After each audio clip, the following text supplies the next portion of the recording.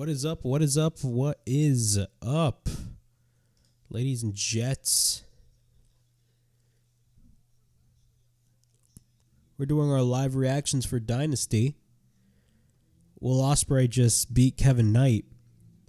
Fortunately, I missed the whole damn match because I was busy setting up this stupid-ass stream. Sorry, I'm a little moody. It's not a stupid-ass stream. It's one of those days where it's just not one of your days. You know what I'm saying? Yes. I'm a little sick too, so. Yeah. It is what it is, though. Ospreay just beat Kevin Knight. I missed the match, unfortunately. That's still a bummer because I know how great the match would have been. Well, the match was. I'm sorry.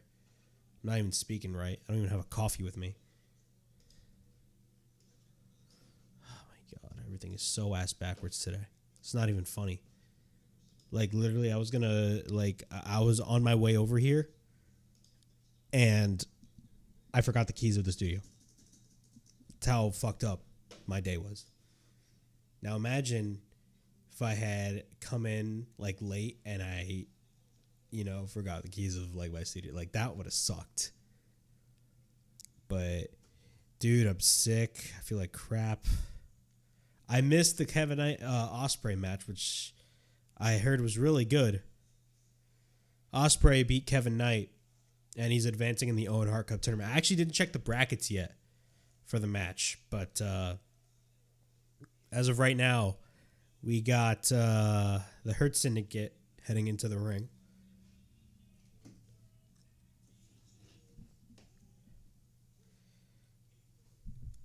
Boom, boom.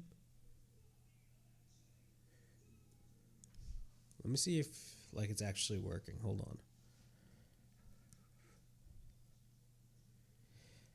Dude,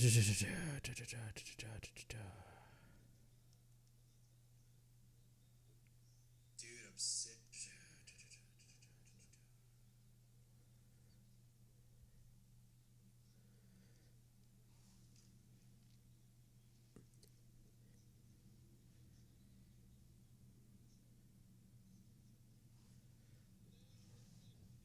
Not gonna lie, I wasn't really that excited for this card. The pay-per-view kind of just happened out of nowhere for me. I've been watching the shows, but I haven't really been excited for this card. Really, they put this I believe it was a week or two ago where they literally this show had 5 to 6 matches on the card, and I'm like, that is the perfect quantity for a show. Meanwhile, and AEW always does, which pisses me off. They always add 5 more matches the week of. You don't need to add more matches. It's so stupid. It's dumb. It's dumb. You don't need to add more matches on the show. Now this show has 10 matches on the main card, and that is not even including the pre-show matches, which I did not give a shit about. I never watched the pre-show stuff. I don't know why people watch the pre-show. Bro, to me, the pre-show is useless. Unless there's something important happening. But from what I heard, nothing important happened. So, realistically, what was the point? You know what I'm saying? It's just dumb. But now we got the tag match. We got the Hurt Syndicate, Bobby Lashley, and Shelton Benjamin taking on Brian Keith and Big Bill or Big Cass, whatever the hell you want to call him.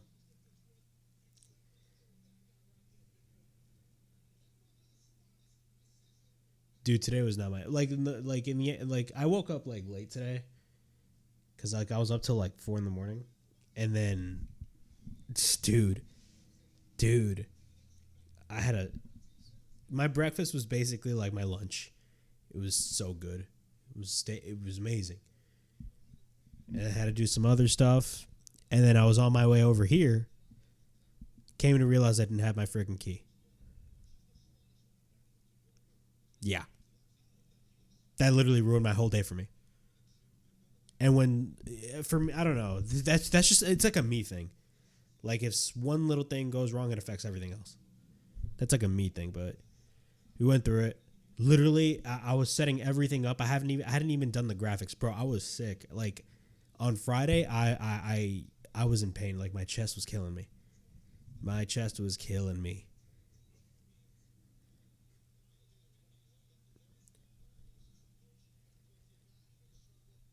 But it is what it is. How about that WrestleMania card, huh? WrestleMania's next week.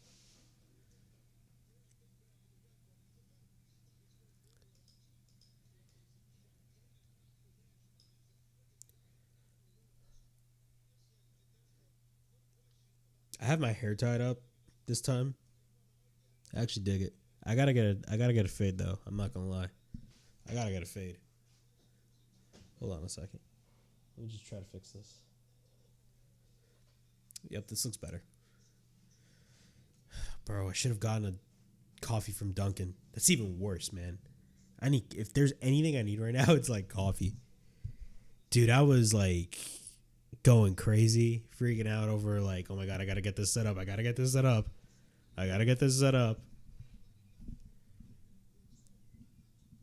I'm just being truthful right now. I was this close to not going live. This close.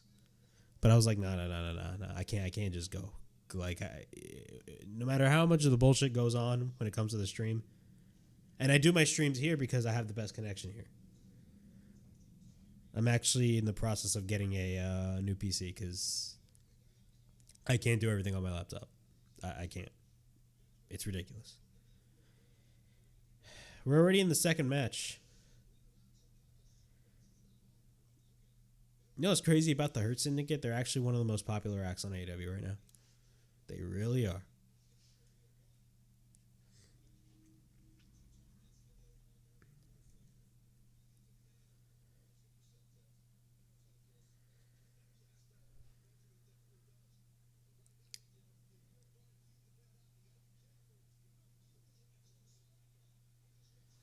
Hold on a second. Let me actually go on here.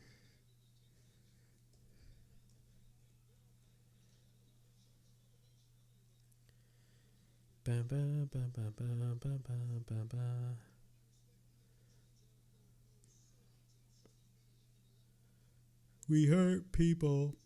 We hurt people.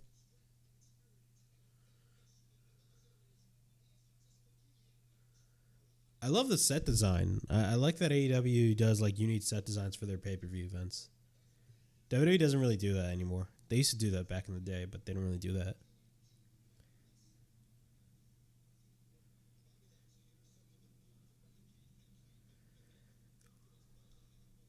Bro, I damn near got a heart attack. While the Ospreay and Kevin Knight match was happening, man, I damn near got a heart attack. Not literally, I'm just saying, like, bro. Setting up a stream is not as easy as what people think. You gotta, like, set up equipment. Plus, you gotta write the title, do the thumbnail. Like, bro, I do all that. I don't, like, hire somebody to do my thumbnails. I do my thumbnails, you know?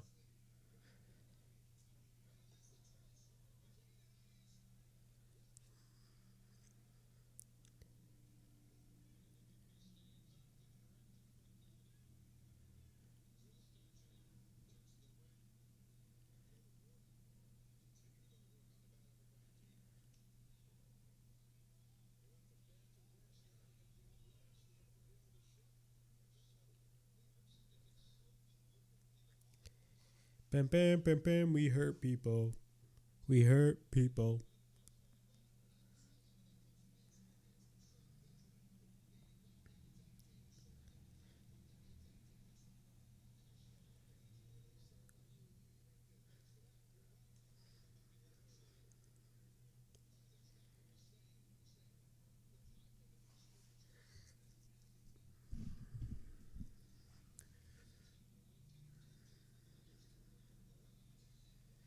You know what's crazy about Brian Keith is like I actually, the first time I saw Brian Keith wrestle was actually live. I actually saw Brian Keith wrestle live for the first time a couple years ago. It was like 3 years ago that I saw him live. And he was really over then. And honestly, look, I'm not the biggest fan of what Jericho's doing now. I think if anything, if there's anybody that has fallen by the wayside in a sense of like just relevance or relevancy, I should say, it's Chris Jericho. I'm just not a fan of what Chris Jericho's doing right now. That's just me though.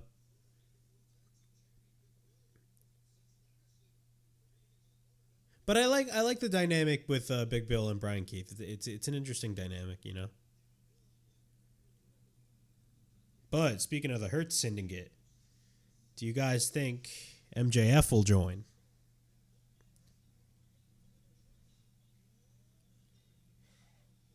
Holy shit. Shelton just did a German on Big Bill right now. Shelton just hit a German.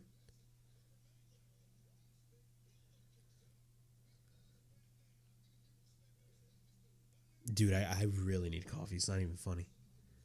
It's not even funny, man.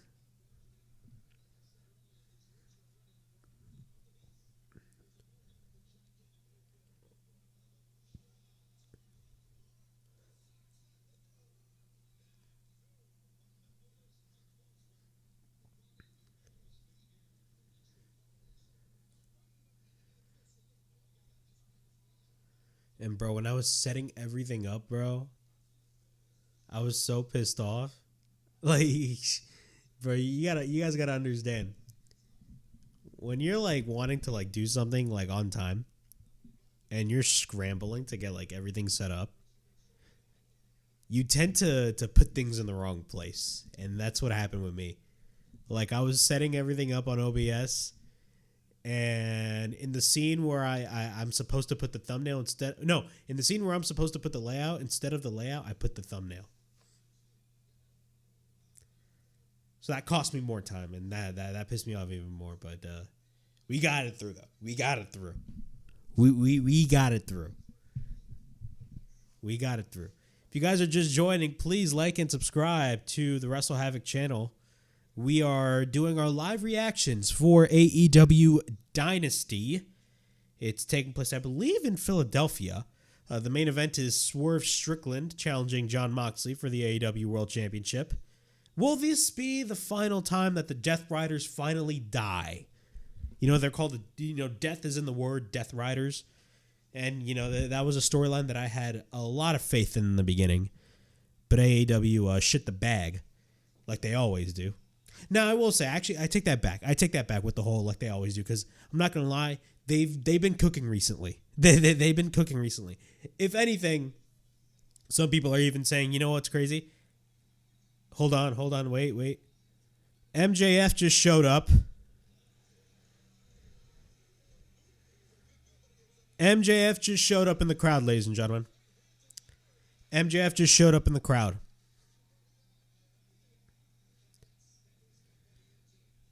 MJF is in the crowd. If you guys do not know, MJF, of course, was offered to join the Hurt Syndicate by MVP. But Lashley and Shelton Benjamin absolutely hated the idea. They hated the idea. But in terms of a creative standpoint, if there's anything that you can do with MJF right now, dude, have him join the Hurt Syndicate.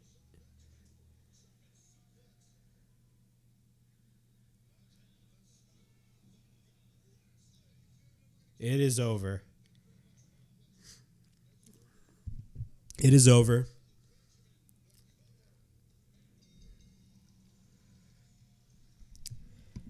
Bobby Lashley and Shelton Benjamin just retained the tag team titles as expected with the help of MJF, but they're still kind of shocked. They're like, oh, wait, this motherfucker helped us out?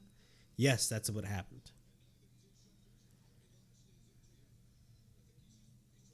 Dude, MJF would make a perfect fit for the Hurt Syndicate. I'm telling you guys right now, he'd make a perfect fit. He would make a perfect fit, you know what I'm saying?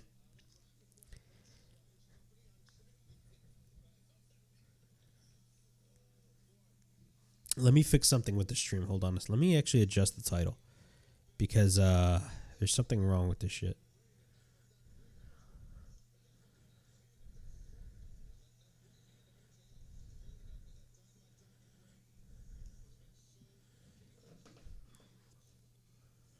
We hurt people.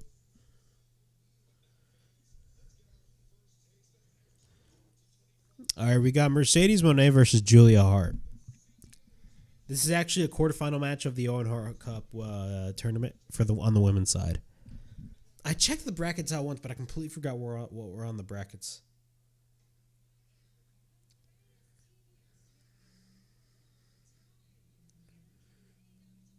So Anthony Bowens actually came back and answered Max Caster's open challenge. I could care less, with all due respect.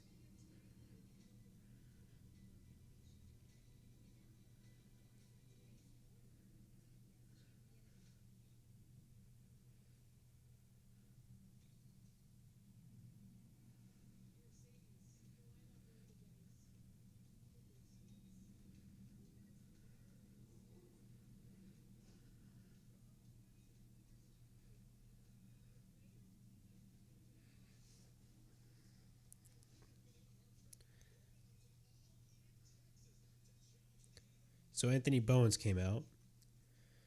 Apparently, as well, I found some.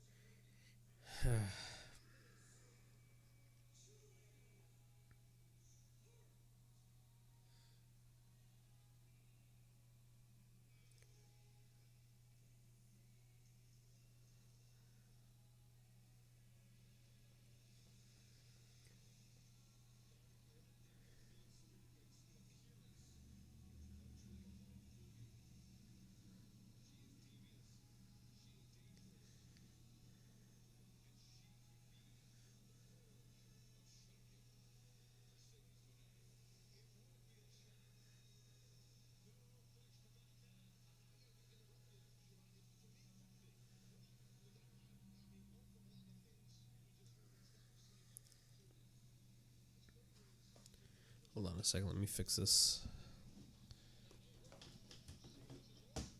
Oops.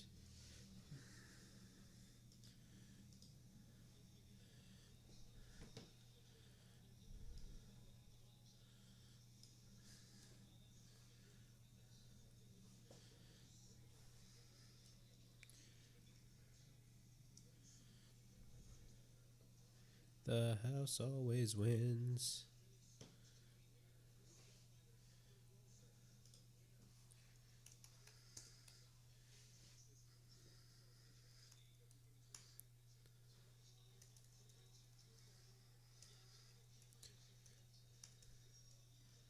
Ba, ba, ba.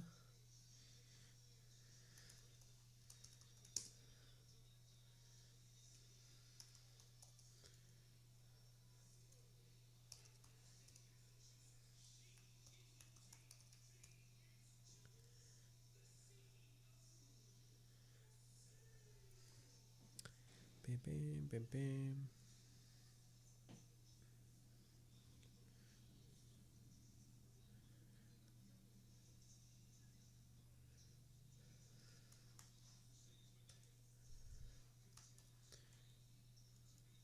Brother, if there's anything that I hate these keyboards.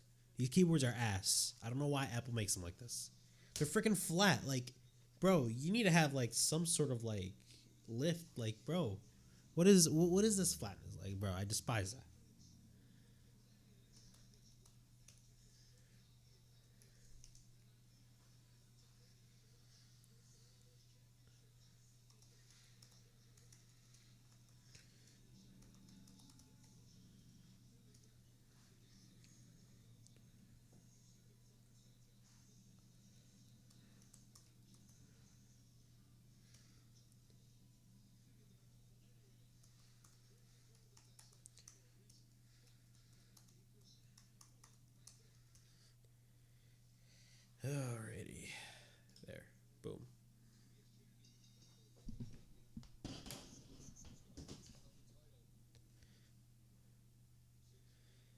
Oh my god.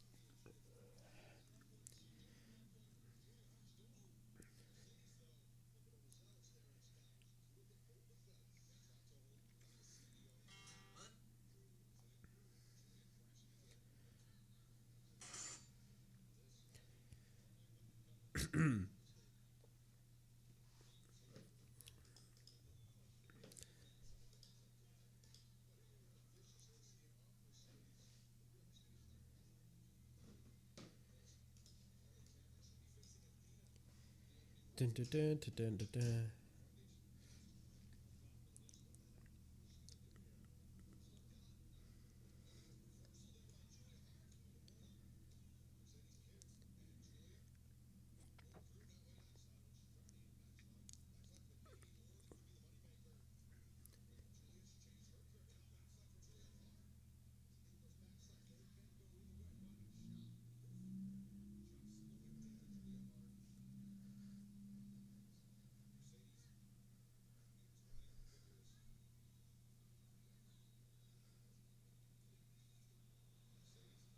Bro, did Mercedes just botch that? Did Mercedes just botch that?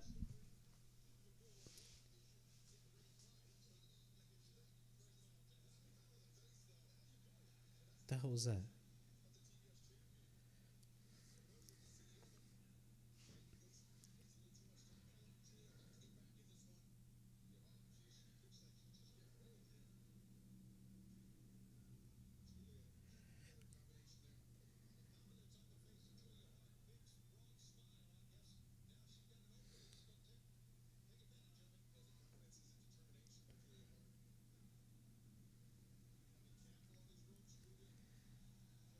Is Julia Hart going old school? What is she doing?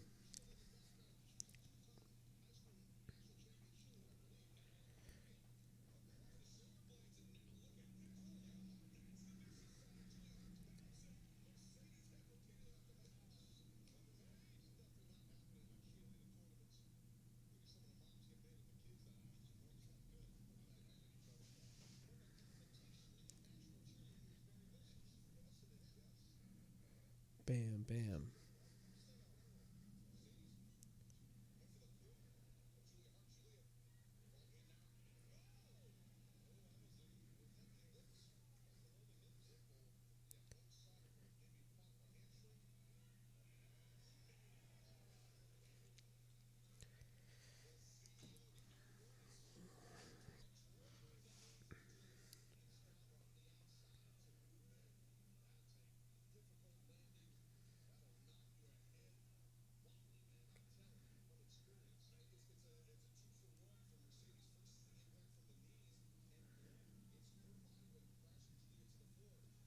Bam, bam, bam, bam, bam, bam, bam.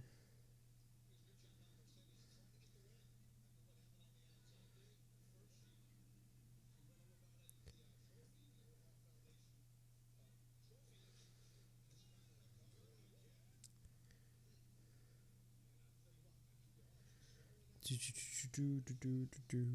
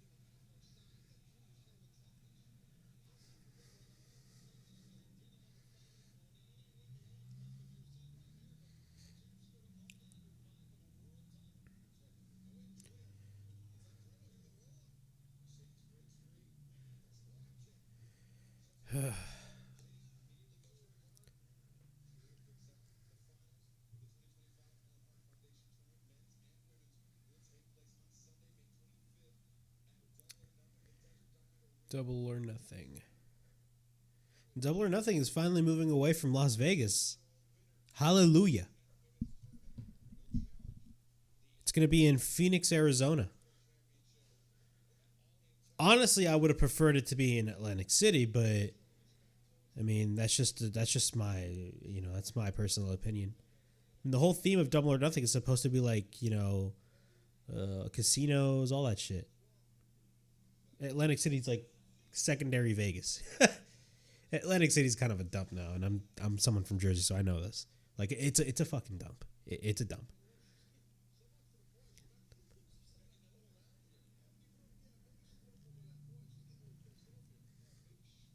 Dude, I am dying for a coffee right now. I am dying. And if I sound a little, dude, I'm sick. I have a runny nose right now. That's why. I feel much better than I did a couple days prior, though. I will say this. I sound so much better than I did a couple days prior. If you guys are just joining, please like and subscribe to the Wrestle Havoc channel. We go live every pay-per-view. And I'm having something special planned for WrestleMania, so we're going to get that done as well. We're going to be doing a special stream. I'm going to bring in some guests over as well.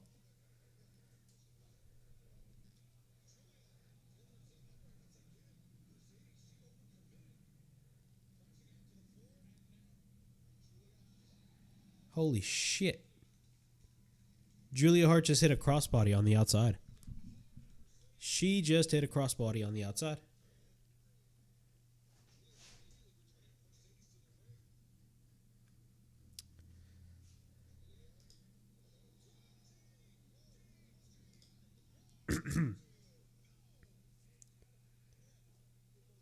Now that I realize I had a similar situation with Elimination Chamber, man. I remember getting off of work. I had to drive straight all the way over here and set everything up. Bruh.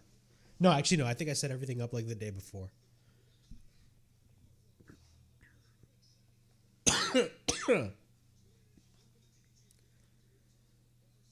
Oh, snap. Oh, my God. Hold on a second. Let me come back. I'll be back, guys.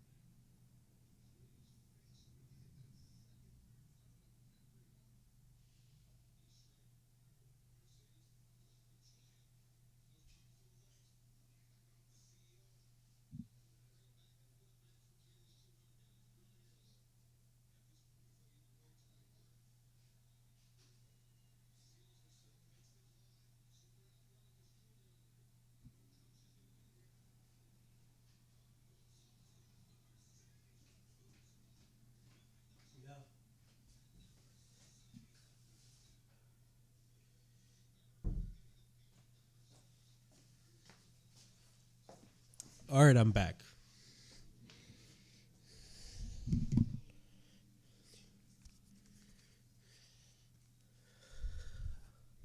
Alrighty.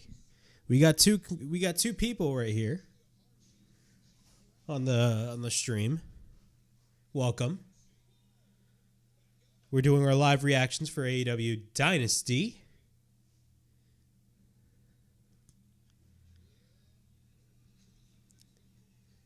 So if you guys want to leave a comment in the chat, comment on the chat. Come on, we need some more engagement. Come on, let's get it.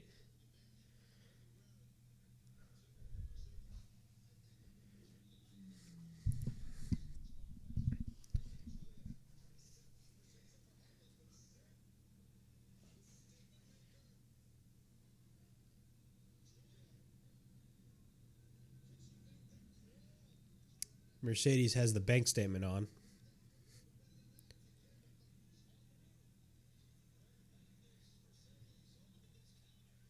Oh, snap. Julia just countered. And the crowd is going crazy.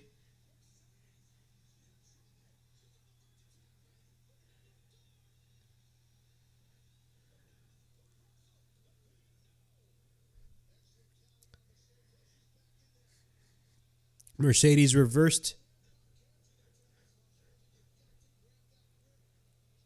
Some people have been telling me that, Collision has been kind of fire recently.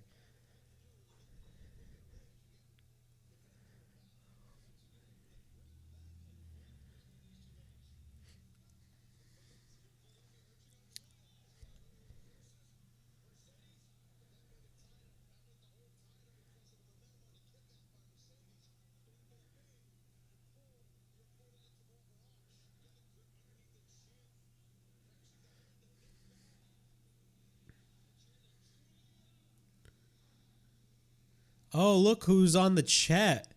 The Vagrancy Horror, bro. We were meeting up at Revolution.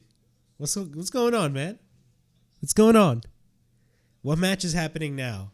The Mercedes and Julia Hart match. That's what's going on right now. Mercedes and Julia Hart in the quarterfinals of the Owen Hart Cup tournament. A bunch of reversals going on right now. This match is actually really good.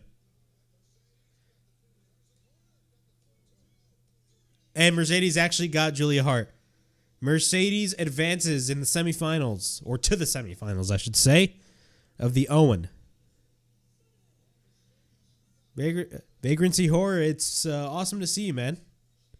Last time we saw you was Revolution. It was Revolution. Great to see him, man. Great to see you.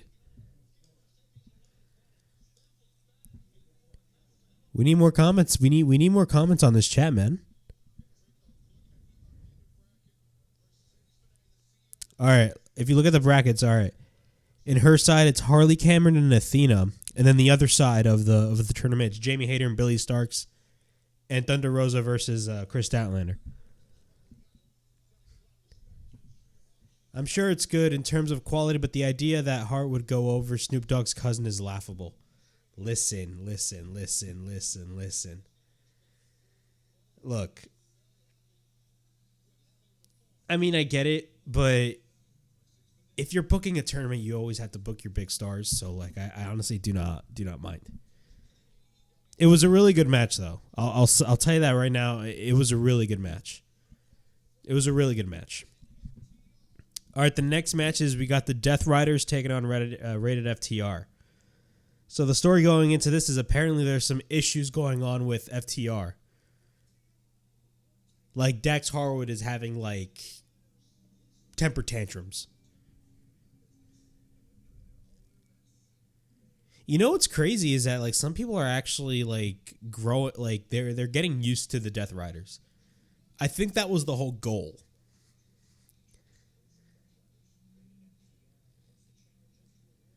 Like, don't get me wrong, I still hate the Death Riders, but at the same time, a part of me thinks like, what if that was their motive? Like, let's have these people like shit. Like let's be these douchebag heels that nobody likes, and I mean legitimately nobody likes. I'm sorry, but I find Monet boring. I get go away heat. I wouldn't necessarily say go away heat. I mean, if you want to argue go away heat, you can definitely argue the Death Riders. If you say that they have go away heat, I will 100% agree with you. You know what I'm saying? I don't think Monet has go away heat. Some people view her as cringe. Me personally, I think her in-ring talent in the ring is great. You cannot deny her star power, and she is her star power. She does have star power, and I know some people say her stock has dropped when she joined AEW. A lot of people say that about a lot of people, but I mean, if she's getting the bag, what the fuck is the problem? You know what I'm saying? She's getting paid the amount of money that she wants to get paid.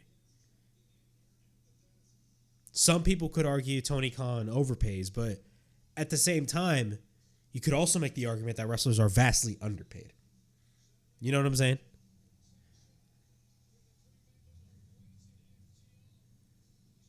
People need to understand that AEW has like an unlimited budget. Like, they're owned by fucking billionaires. They could run out of laws and still run the shit.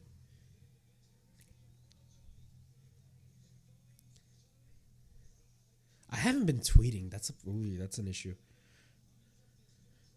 Let me tweet this right now. Yes, I am watching hashtag AEW Dynasty.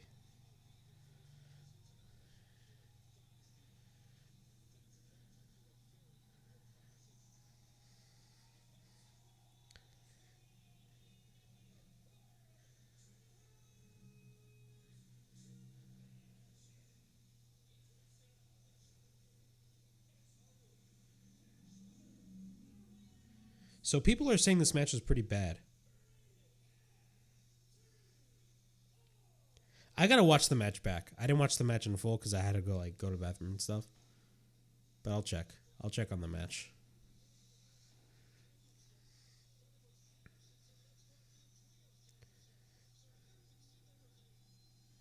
I thought the last few moments of the match was not bad. I mean, if the crowd was invested, then what was the point? But I gotta go back and watch that match.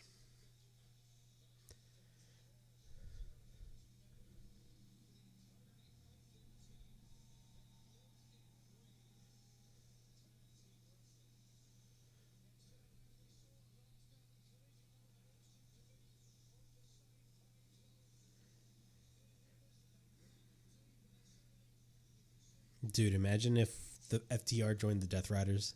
That'd be crazy.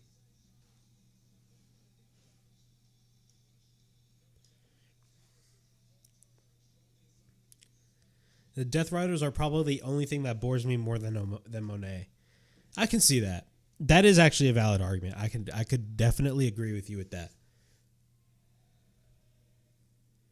It's crazy. Some people are saying oh my God, Collision has been great. I really have to get back and watching Collision. Because I haven't watched Collision in a whole year because the show to me was irrelevant. There's no purpose of me for watching Collision, but a lot of people are saying, bro, actually watch Collision. And I'm like, okay, I'll watch it.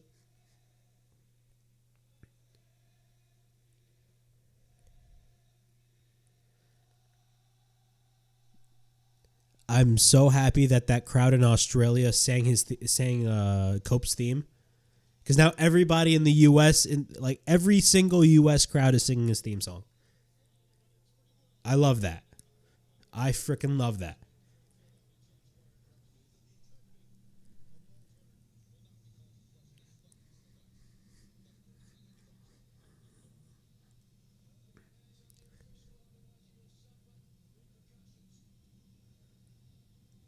Even if you hate the Death Riders, you can't deny their entrances go hard. Their entrances go hard.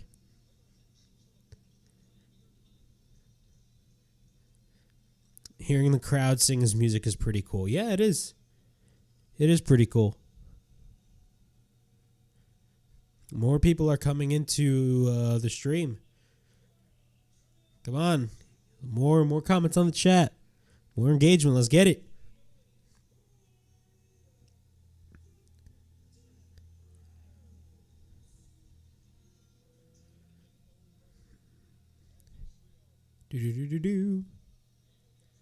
I love the set design, by the way. I said this earlier in the stream. You guys probably weren't here, but I love the fact that AEW still does unique stages for their pay-per-views. WWE just does not do that anymore. And understandably so. Understandably so. I mean, they usually flex. Whenever they do a sellout, which is basically all the time, You know, they always have a small setup, which I actually dig as well. It's a good philosophy to have, you know.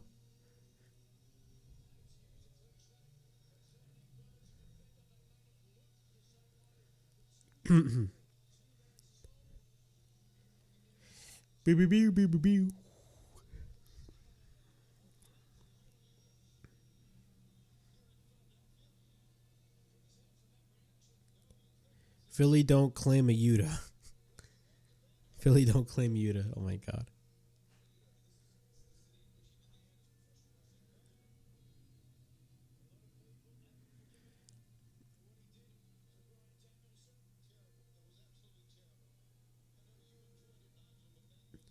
The vagrancy horror in the chat. The problem I have with the Death Riders, and I think with Monet even, it's just it feels like we've seen every match they've had because they always have the same finish.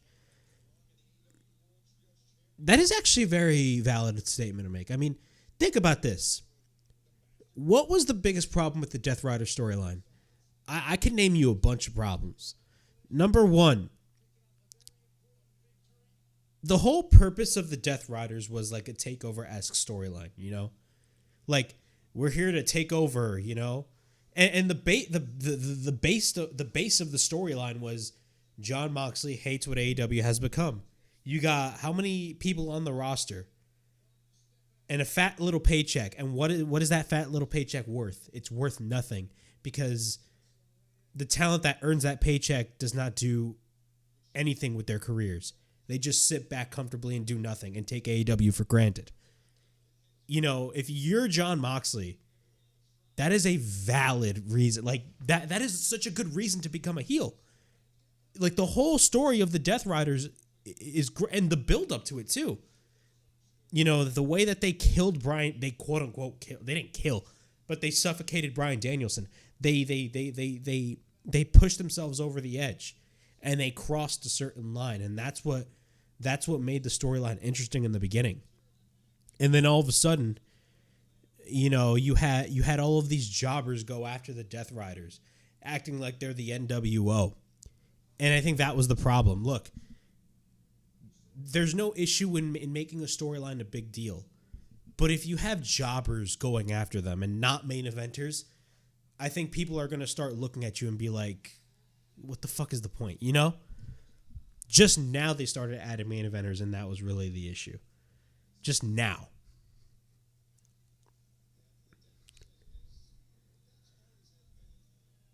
And on another problem that I have is almost every pay-per-view match that Jon Moxley has been in ever since becoming the leader, quote unquote. I mean, he kind of started the group, but it's basically the Blackpool Combat Club. That's what it is. But ever since, ever since, what was it, September that the Death Riders first formed? I think it was September. Every pay-per-view main event that Jon Moxley has been in has been dog shit. Like, I was at Full Gear at the Prudential Center last November. I was there. Bro, the match was boring as fuck. The only thing interesting was the ending of the show where Darby Allin drove a freaking truck and hit another freaking car right in front of the Death Riders, which AEW gets away with a lot of crazy shit. Like, don't get me wrong. And a lot of people criticize AEW for it, but at the same time, I'm not one of those people because what they do is different than what the WWE does. Like, they do stuff that the WWE does not do, in which, in a sense of like, hey, we can do some violent shit. And I know that gets a lot of crap by a lot of people. And trust me, I understand those criticisms, but at the same time, you are the alternative.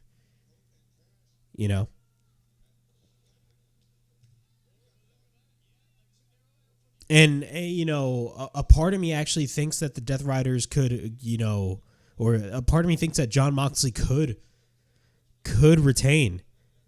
Maybe that's by design. I don't know. Granted, it's going to get a lot of backlash. I honestly don't know who's going to win tonight, Swerve or Moxley. I don't think Swerve's going to win. A part of me thinks Swerve is not going to win. I want him to win because I want to get this Death Rider bullshit over with. But a part of me thinks he's not going to win. I mean, they're building eventually, you got so many you got Hangman Page, You got Darby Allin, who's set to climb Mount Everest. He's climbing Mount Everest, and whenever you climb Mount Everest, you don't know whether or not you're going to come out of alive. I mean, Darby Allin's a crazy motherfucker. But who knows? I've always said this about the Death Riders. What AEW needs to do with the Death Riders is similar to what WWE did with the Judgment Day. Because remember, when the Judgment Day as a group first started, it was crap. And it was not because of Edge. It was just the creative vision behind. Vince McMahon had a lot of say in a lot of stuff that the Judgment Day was doing in those first few months. But once they, Triple H took over and Rhea joined before Triple H took over, but Rhea joined, then Dominic joined, then you had those dynamics and those character interactions with the group that really made the Judgment Day really interesting. I think that's what needs to happen with the Death Riders. The Death Riders need more characterization, in a sense that, how do I put it into words? They basically not be the Judgment Day, but there needs to be a different focus. There needs to be a different focus. What that focus is, I don't know. But who knows? Some people are saying they're starting to enjoy the Death Riders. I don't know about that. I mean, the Death Riders are still probably one of the worst things in AEW, but I don't know. I don't know why Wheeler Yuta is a part of that fucking group. Wheeler Yuta. I mean, I like Wheeler Yuta, but like the emo hair is driving me nuts. Like, yo, he looks like a freaking. I don't want to say it. I don't want to say it. I don't want to say it. I don't want to get canceled on here. But yeah. But with Dax Harwood, going crazy, could we see a scenario in which maybe he convinces Cash Wheeler, hey, let's join the Death Riders? If they bring in like a top tier tag team, because we already have Jon Moxley, we have Marina Shafir, and we have the trio of Claudio, Pac, and Wheeler Yuta. The only thing that's missing is a tag team. And FTR, personally, FTR would be the perfect tag team. FTR would be the perfect tag team. That's just me.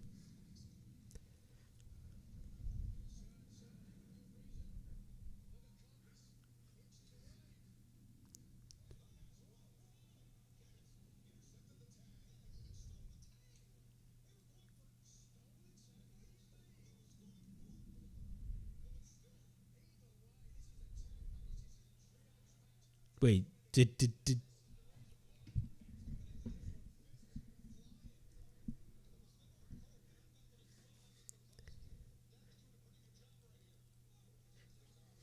clothesline?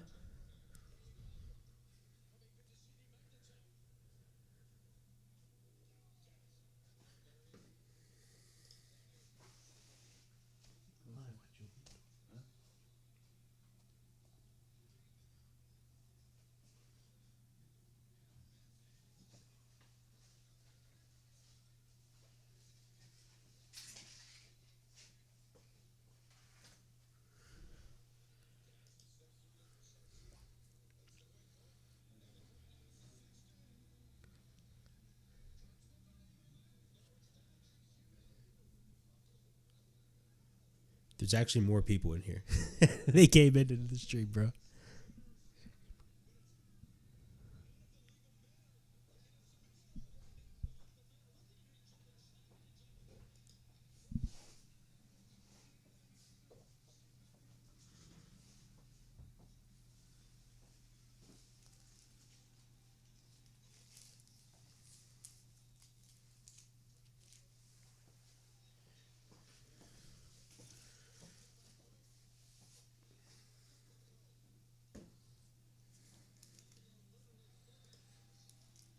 Someone actually gave me coffee.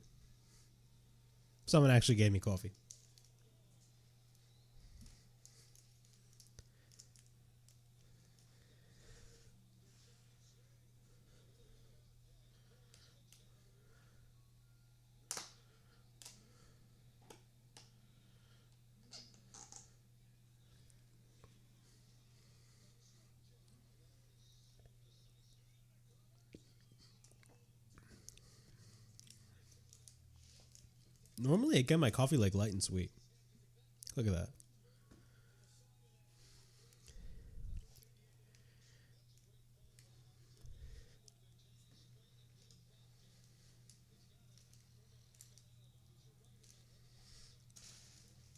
Is this a bagel?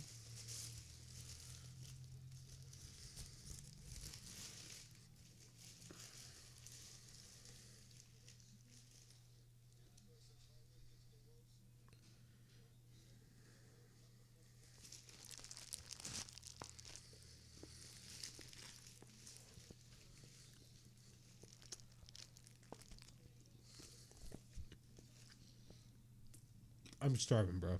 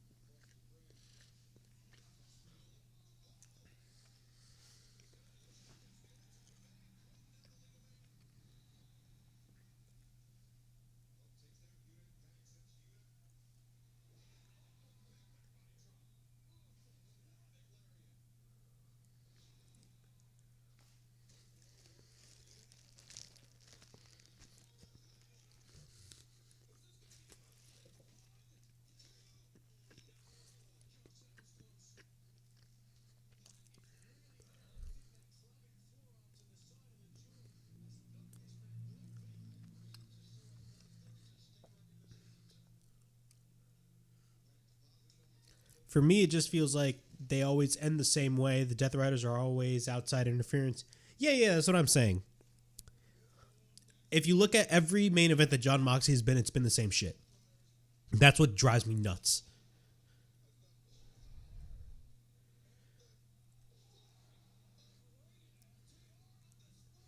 Did Dak just do the flying headbutt?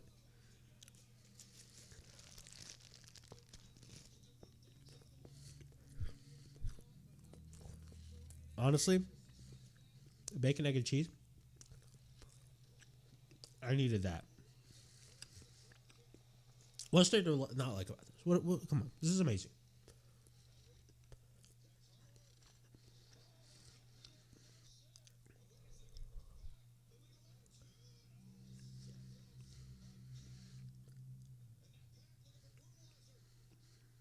Pack is applying the brutalizer.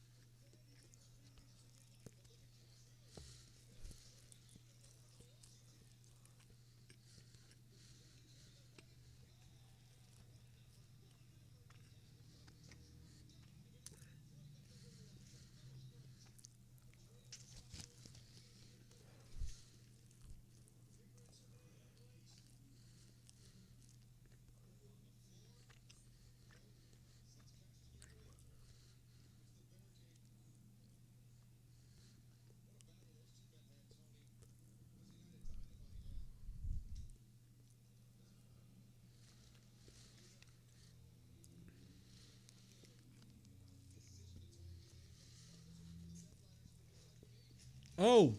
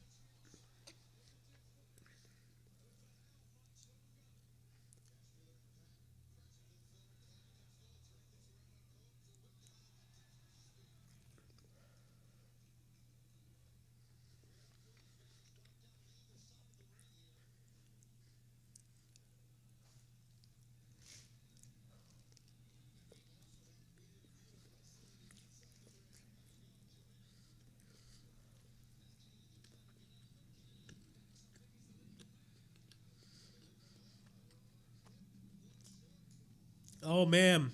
Cope just knocked out Dax. And Yuta just hit the Buseko knee. Yuta just pinned Dax.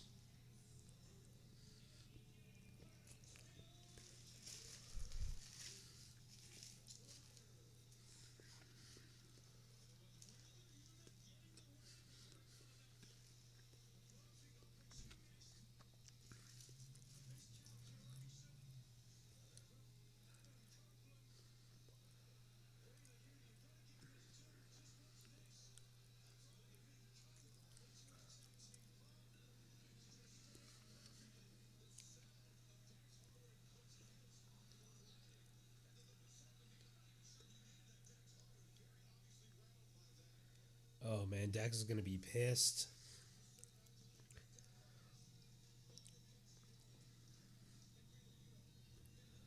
Dax is going to be pissed.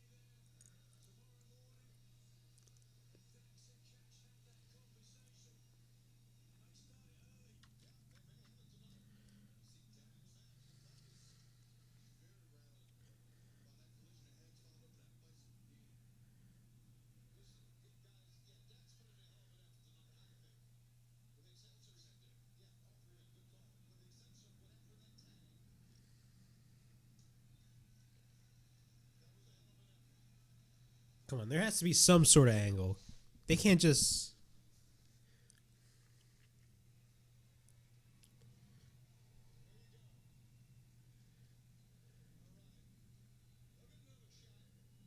Oh!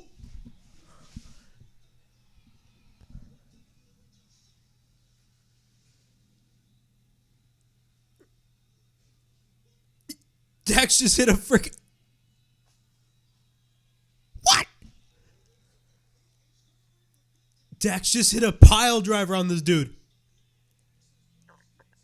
Dax Harwood just hit a freaking pile driver. He hit a pile driver on Edge.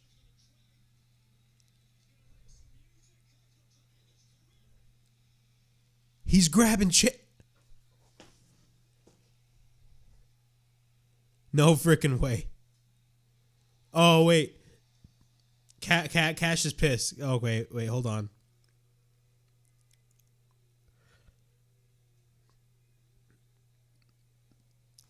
Cash pushed Dax. Oh, man. Yo! Oh, my God.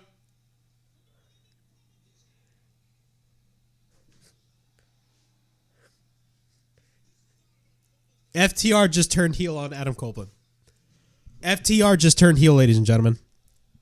If you guys are watching this stream, FTR just turned heel. They're doing something finally meaningful. Cash just hit a freaking concerto on this poor old man. This guy's in his early to mid 50s. Now that I think about it, look, bro, for 2 years? 2022 was the peak of FTR. They were considered the best tag team in the world. Think about this. 2022 was FTR's peak. They were considered the best tag team in all of wrestling. Even over the Usos, they were the best. Even over the Young Bucks, even over the Lucha Brothers, they were the best freaking tag team. And they didn't even hold the AEW tag team titles. They held the AAA, ROA.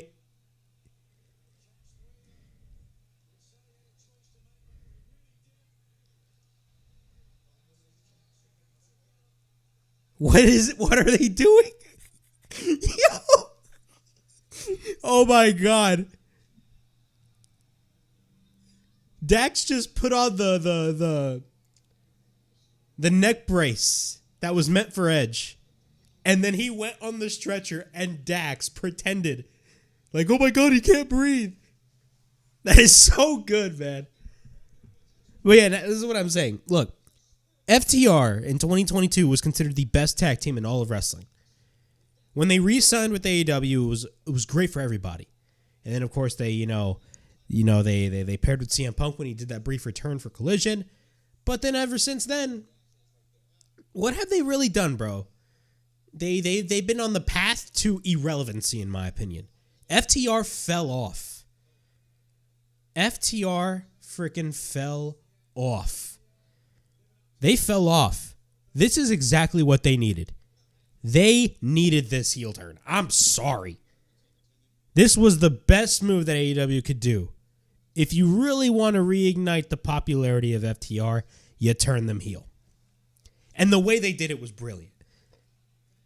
So Dax was the one that first turned on Cope. He hit a freaking pile driver. This dude hit a pile driver. Now, granted, you see pile drivers all the time in AEW. He grabs chairs. He comes back in the ring. Cash gets upset and Cash pushes Dax. And then all of a sudden he tries to pick Cope up. He picks Cope up and then he pushes Cope to Dax. And then they hit the Shatter Machine. And then they hit the it's crazy.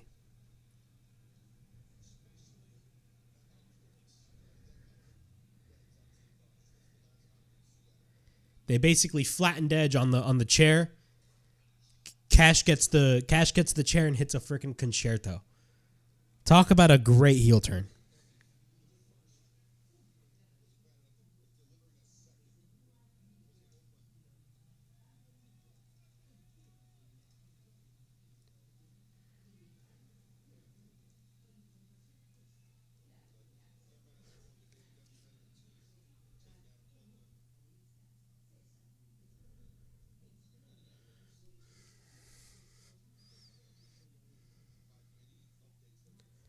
FTR just turned heel on Cope.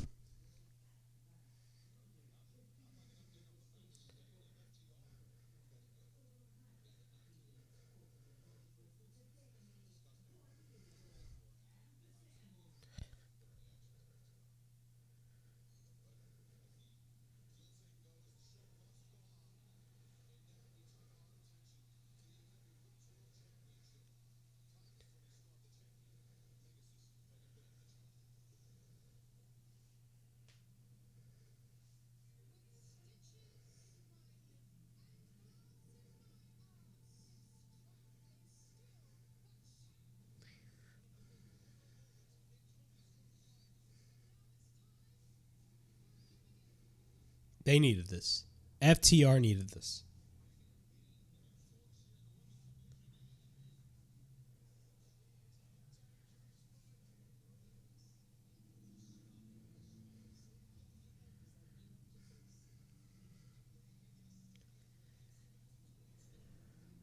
FTR turning heel was the best thing on this show so far, 100%. It was literally the best thing on the show so far. The best thing on the show. The best thing that could have happened. FTR was going nowhere, bro. They were basically, ever since Punk got fired, they were kind of regulated to Collision throughout almost the majority of their runs in like the past 2 years.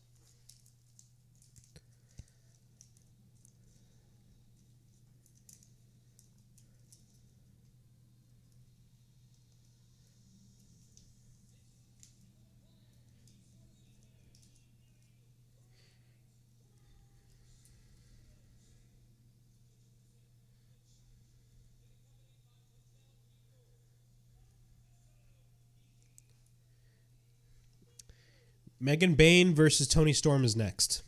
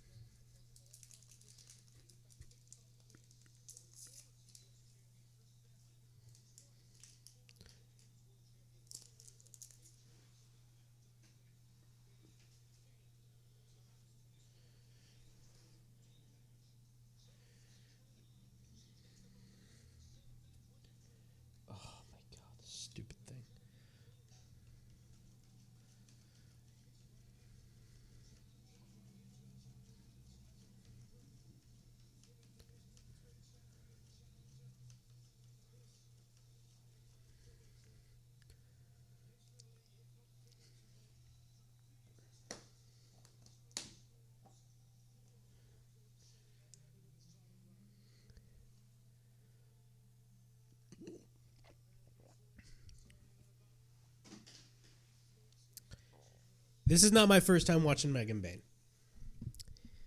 The first time I've ever seen I've seen Megan Bain live twice, and that was at 2 GCW shows.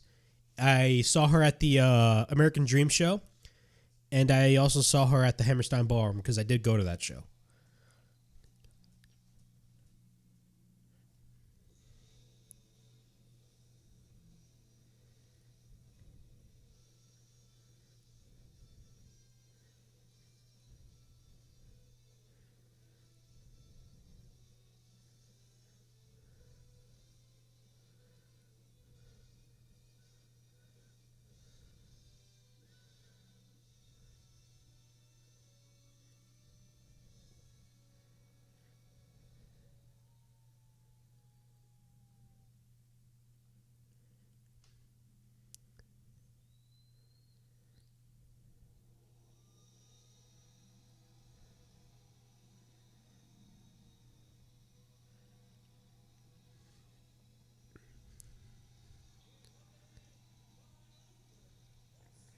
Oh my god.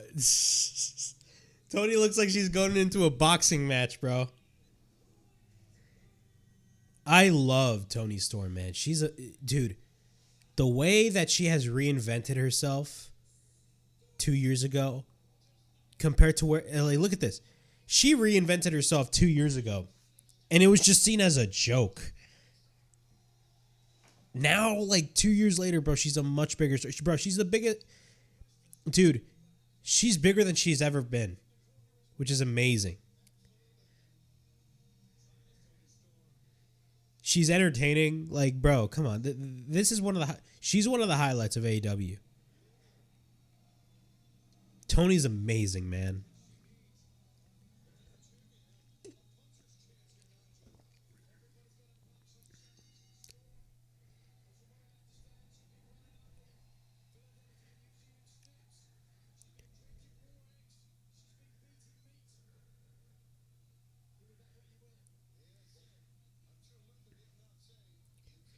Timeless Toni Storm is possibly the best part of any given AEW show. Vacancy Horror in the chat. Yes, absolutely. I agree. She came out to a boxing robe, which was hilarious. Like the video package that they aired earlier was basically like her doing her whole Rocky montage, which was hilarious. I loved that.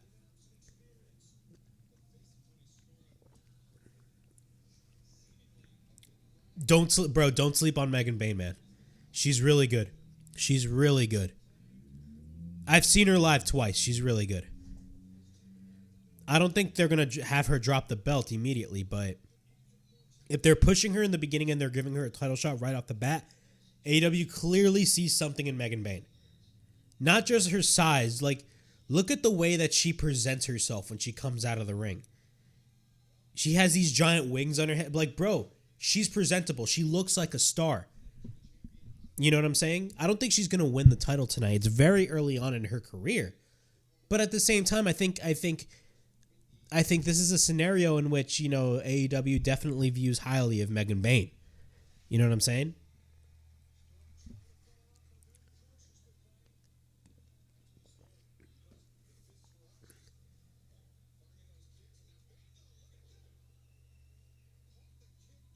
And I'm saying this as somebody who's seen Megan Bain live. I've seen her live twice.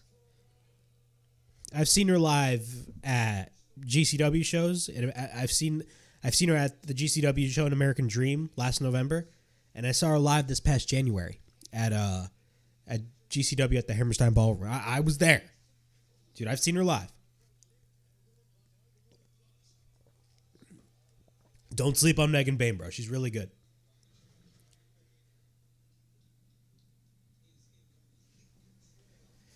Bam, bam, bam, bam, bam.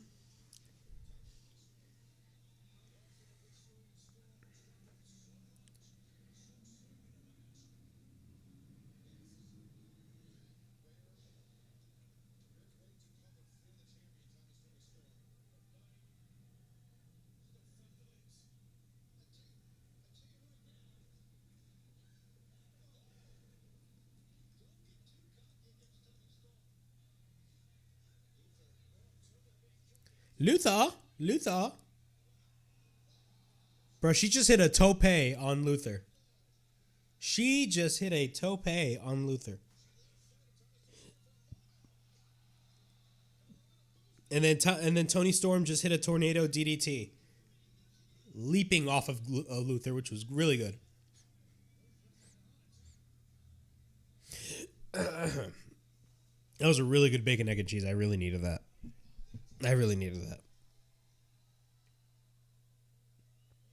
Isn't Luther older than Edge? Yes, he is. I think. I don't know. I really don't know. I remember when they first brought Luther in, like, it was at the, I think it was during the pandemic. It was during the Jericho anniversary show. It was a special Dynamite that they did. It was like a Jericho anniversary show. And they had him wrestle Luther. And I was like, why the fuck are they having him wrestle a guy I don't even know of? Apparently, he's been really good friends with Jericho for years. So maybe that's why, but still. But I can't really, complain at all. Luther's been very good. Luther has been an integral part of the Tony Storm character. You know what I'm saying? She's been an integral part of the Tony Storm character.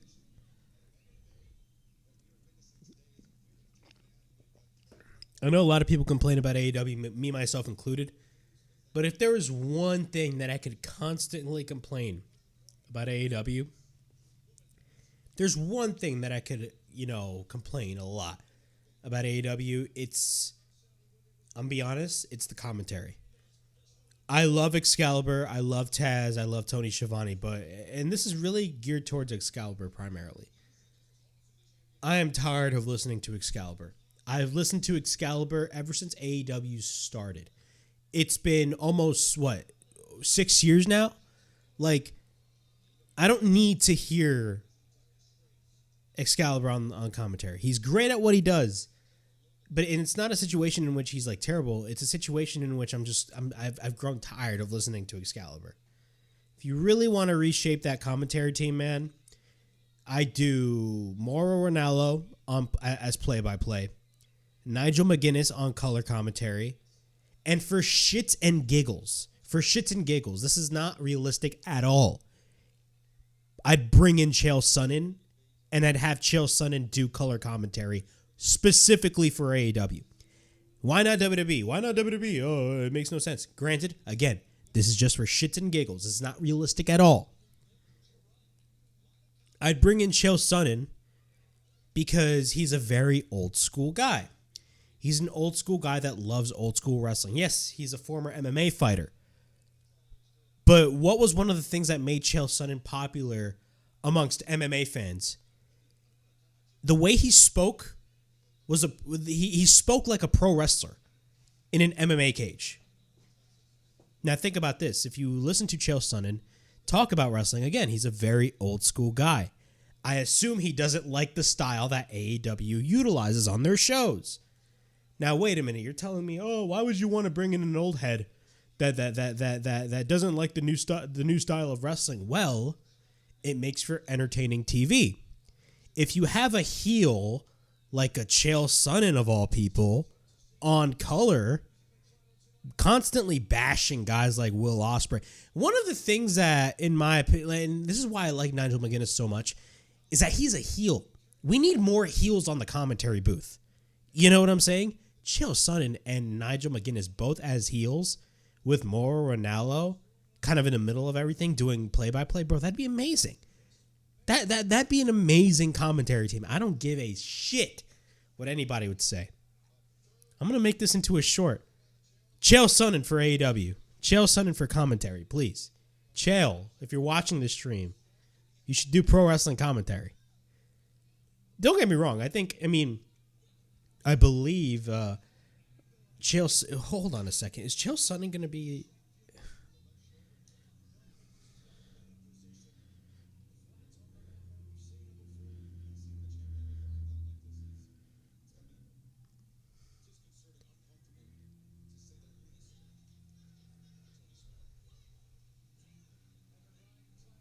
Hold on a second.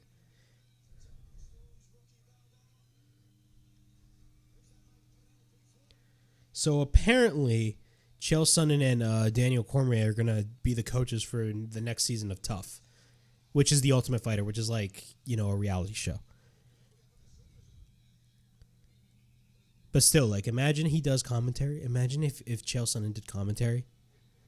Bro, that'd be the best thing ever, man. I'm telling you. Chael Sonnen as a color commentator in AEW as a heel, shitting on everybody. Bro, that'd be an integral part of the show. I'm telling you. You need shit like that. Why did you think Dan Lambert worked in AEW? You guys remember Dan Lambert? He basically leads an MMA team. Why did you think Dan Lambert worked? Dan Lambert worked because he was everything that AEW was against, and he made for a perfect character. Now imagine that, but it's Chael Sonnen. Dude, that'd be fucking amazing, and it'd be entertaining. You need more, like, outsiders that you need outsiders that are actually fans. You can't bring in, like, the Adnan Virks of the world. Remember when WWE was bringing in a bunch of sports people that knew nothing about wrestling to do commentary? You need people that, yes, come from different industries or different sports, for example, like Chael Sonnen, who comes from MMA, but are at the same time also fans of the sport. Chael Sonnen is known to be a huge wrestling fan. A lot of what made him popular was the way that he spoke. That was what made him popular, because he spoke like a pro wrestler, but he was an MMA fighter.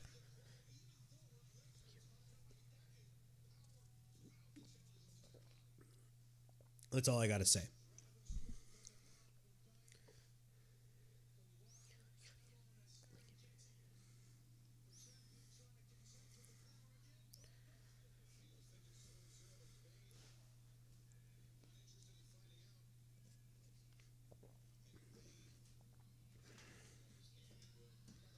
Holy shit.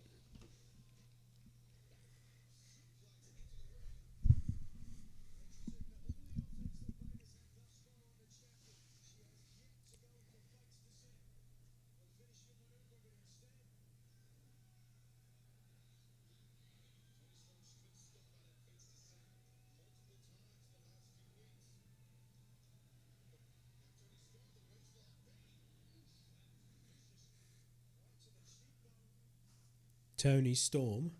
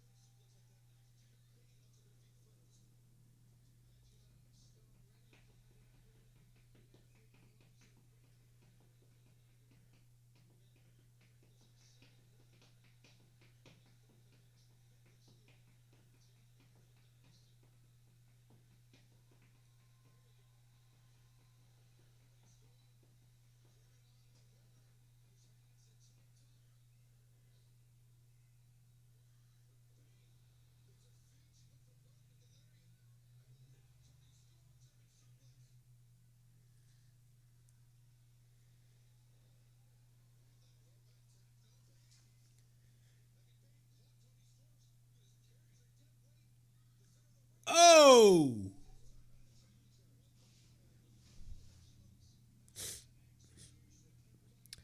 The vagrancy whore in the chat. I do agree, but we need more. Yeah, I do agree that we need more commentaries, but still, I love that Danhausen.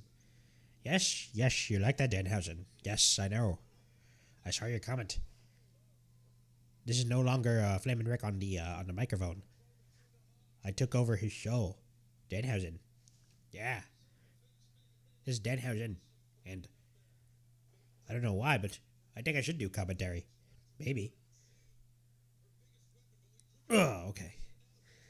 Danhausen just took over my whole body, man. It was crazy. It's like, no.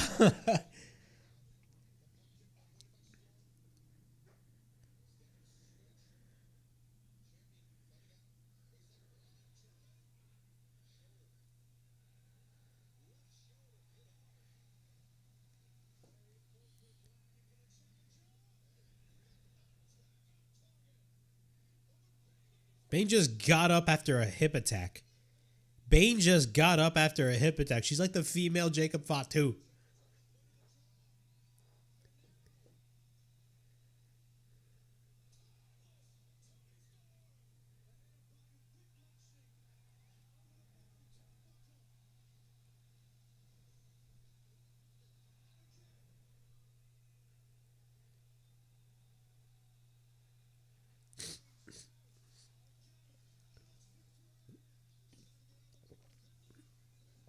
Oh.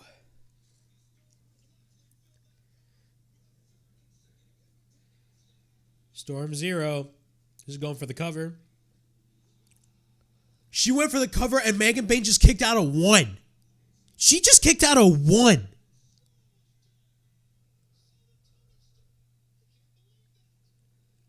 Bro, she just kicked out a 1, man.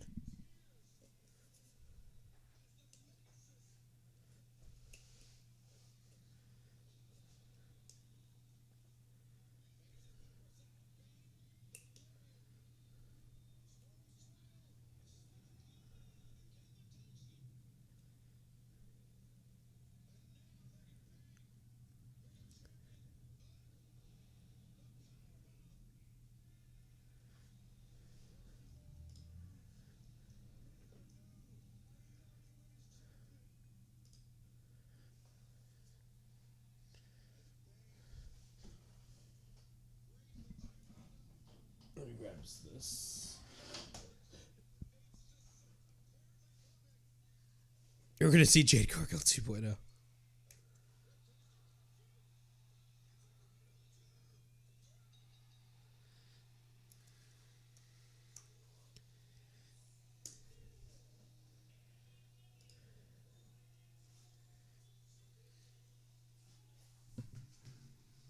Toni Storm just got the win.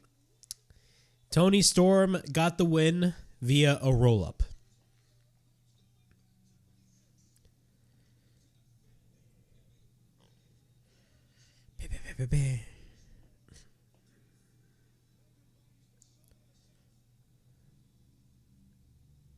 There is a God. Yes, there is.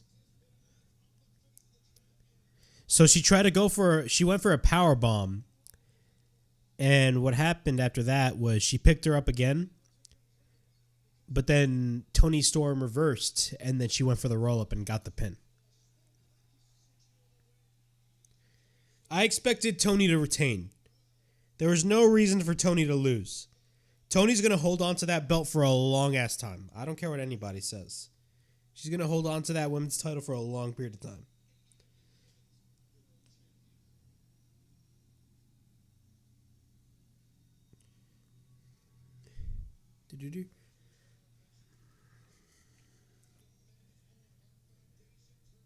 All right, we got Kyle Fletcher versus Mark Briscoe in the quarterfinals of the Owen Hart Cup tournament.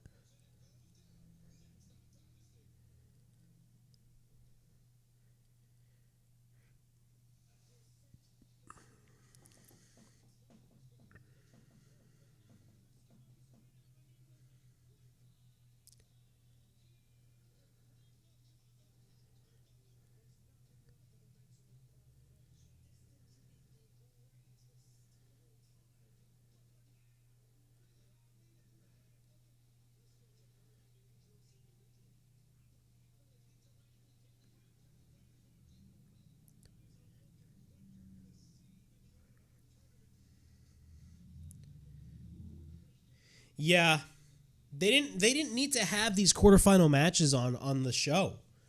You know, they just announced the brackets this past Wednesday. And I talked about this earlier in the stream. Vagrant Horn in the chat, he stated in the chat, this is another match that kind of feels pointless. If there's any chance Fletcher doesn't. I mean, yeah, Fletcher's obviously going to advance.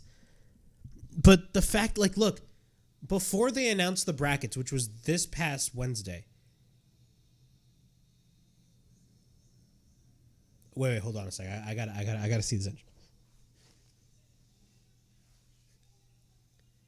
Bro, I don't care what anybody says, bro. Kyle Fletcher's entrance and theme song is fire. Okay, back to my talking point. What I was saying was that before they announced the brackets, which was this past Wednesday on Dynamite, AEW had like 5 to 6 matches on this card. And that was for the short amount of time that they were building towards this show, that was the perfect quantity for matches. But then all of a sudden, they added all these quarterfinal matches for the Owen Hart Cup. Like, bro, the main card has like 10 matches on the card. They always add matches the week of the show. And it pisses me off because I'm like, bro, 5 to 6 matches was fine. You didn't need to add all these matches. You could have booked these matches on Dynamite or Collision. You know what I'm saying? That was my biggest issue, man. This show did not need to have 10 matches on the card. For like maybe a Revolution or an All In or an All Out or maybe even a Full Gear. Maybe. Hell, even a Forbidden Door. But for a show like Dynasty, which is only built for like 3 to 4 weeks, I mean, come on. You didn't need to add more matches last minute.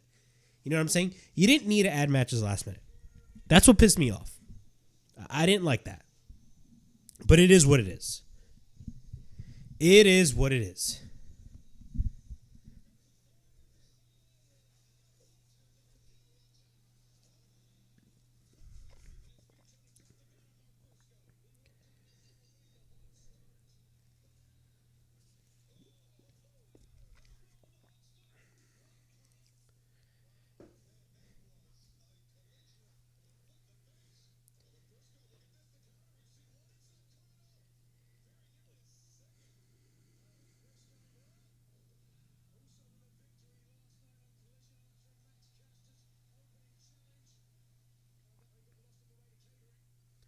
Bro, you're going to have Edge and Christian Cage team up together once again. That's what's bound to happen. That's what a lot of people are saying right now.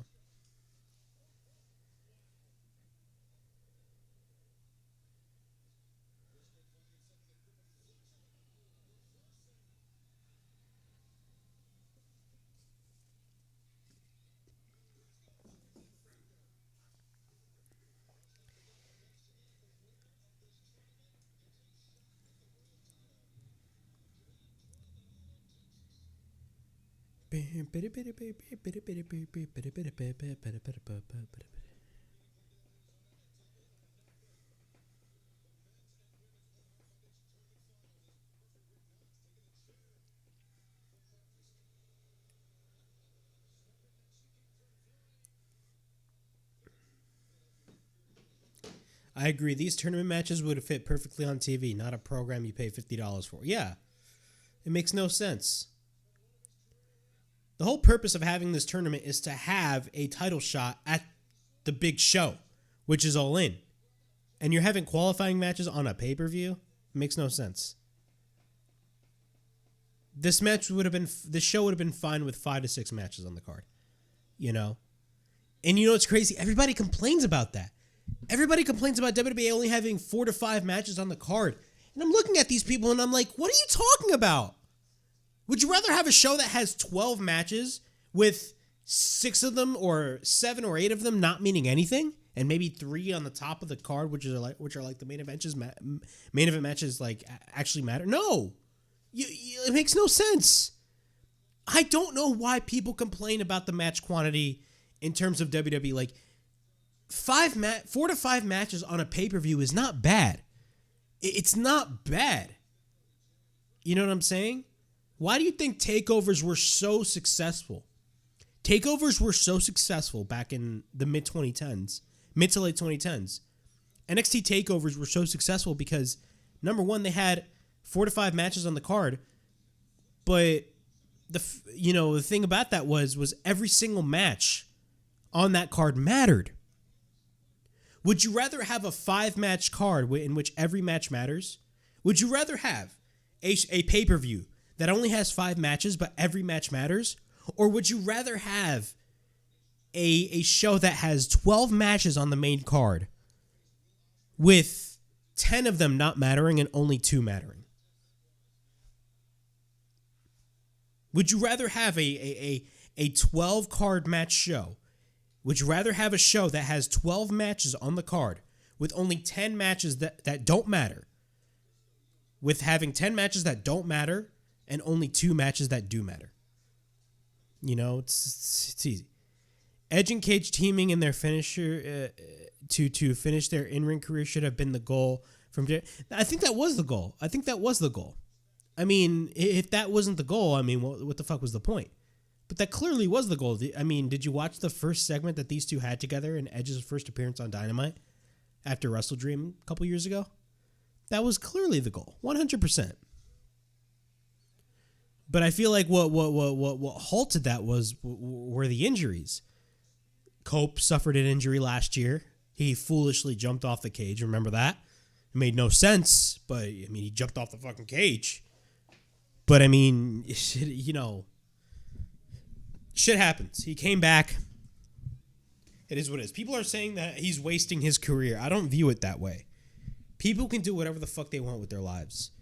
Edge specifically came to AEW because he wanted to have fun. And some people just can't grasp that idea. And unfortunately, they get offended by it. And I don't know why. It's not your fucking career. To me, Edge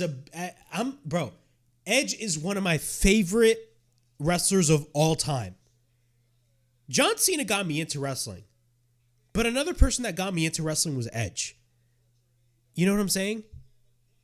What Edge is doing now, in my opinion, I'm having a blast with. I did what Edge is doing. Has he slowed down in the ring? Of course, he's old. But I don't see, you know, like people are saying like, oh, Edge has lost relevance. No, Edge is just there to have fun. You know what I'm saying? And me as an Edge fan, I appreciate it. Because he's somebody that actually wants to be active in the business. You know what I'm saying?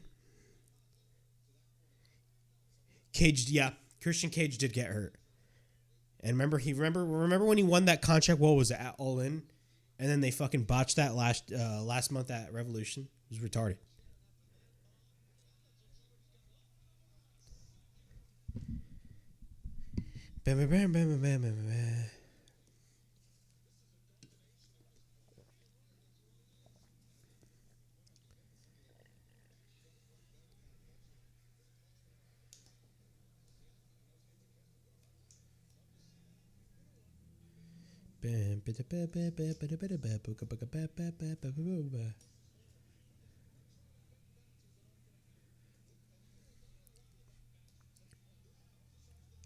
Oh! Kyle Fletcher powerbombed Mark Briscoe twice on the apron, and he powerbombed him for a third time, but this time it was on the top of the LED barricade. That is freaking painful. Absolutely painful. Jesus Christ.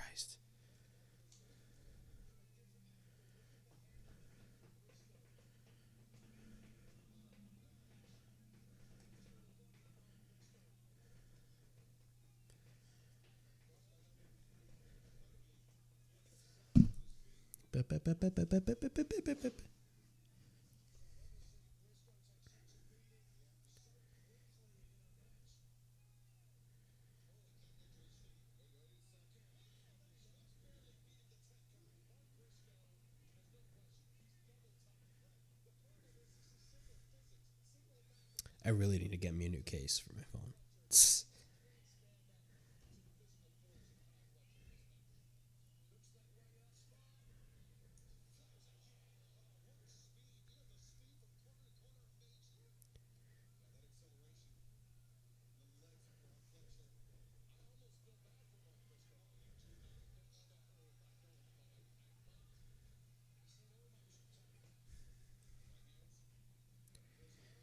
Again, this match does not need to be on this show. It really does not.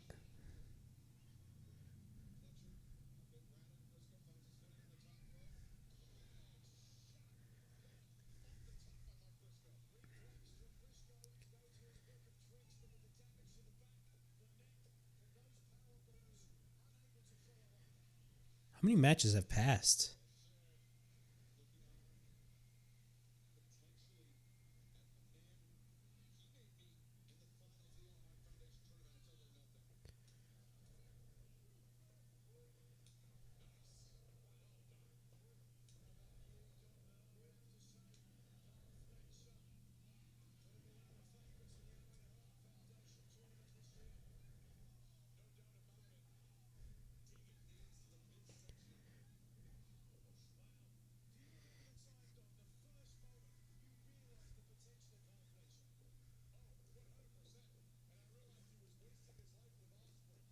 Oh shit.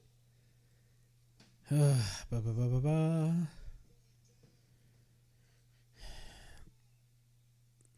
I mean, you know how AEW is. They want to put out bangers every single match, which is I understand. I understand the motive, but I mean it's just impossible. But I don't know.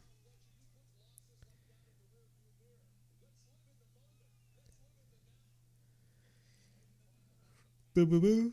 Mark Briscoe is not going to win this match. It's clearly going to be Kyle Fletcher. It's obviously going to be Kyle Fletcher. That's going to advance in this match.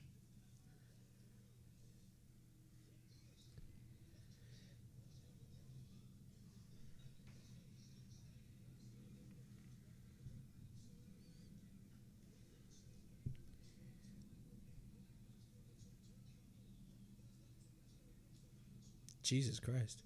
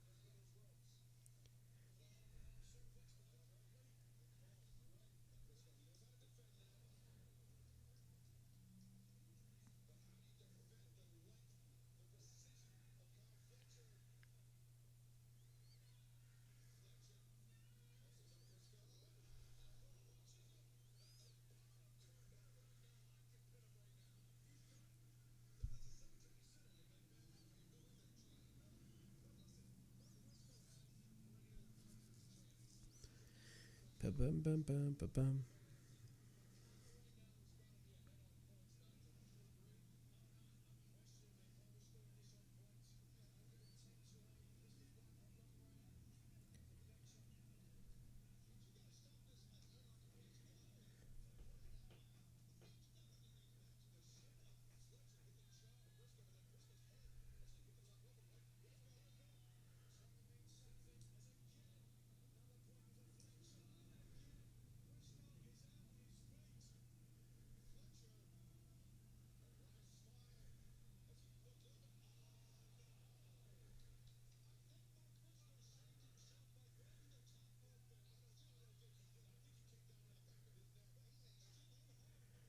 Oh man.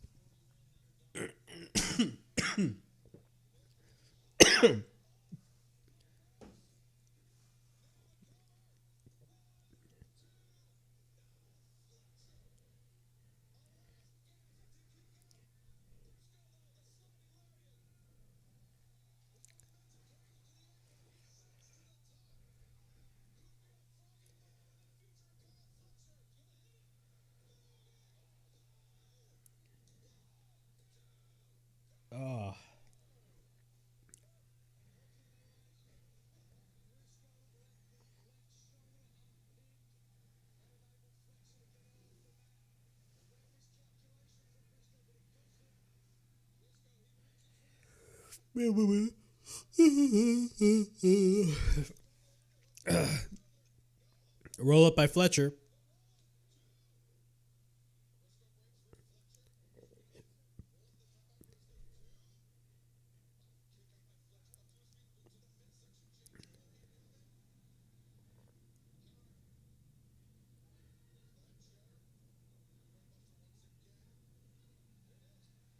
Oh, snap.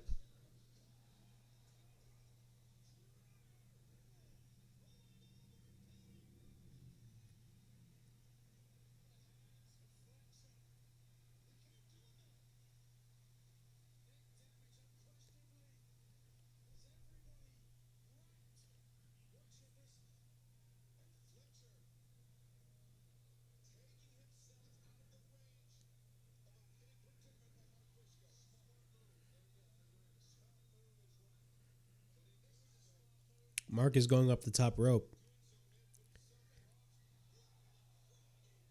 He went for the froggy bow on the outside. Bro, there's somebody in the crowd saying, "Release Donkey Kong Racing."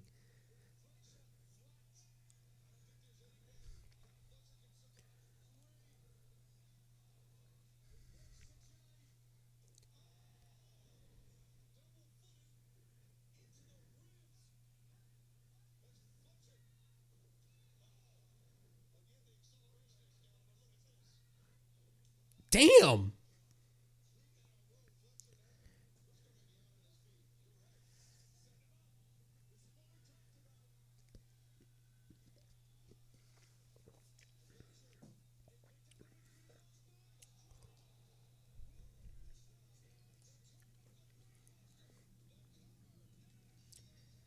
Kyle just hit the turnbuckle brainbuster on Mark Briscoe and got the win. Kyle Fletcher advances in the Owen Hart Cup tournament. This match was not bad. It was really good. But again, it was a match that did not need to be on this show. I'm being honest. It did not need to be on this show.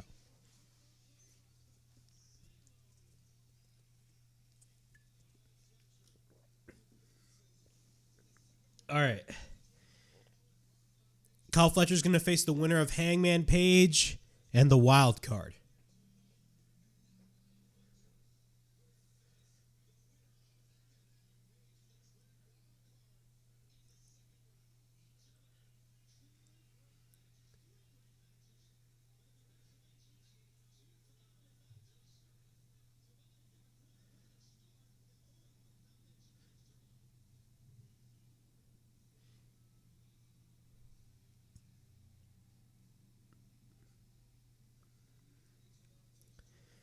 Chris Jericho's now wrestling Bandito.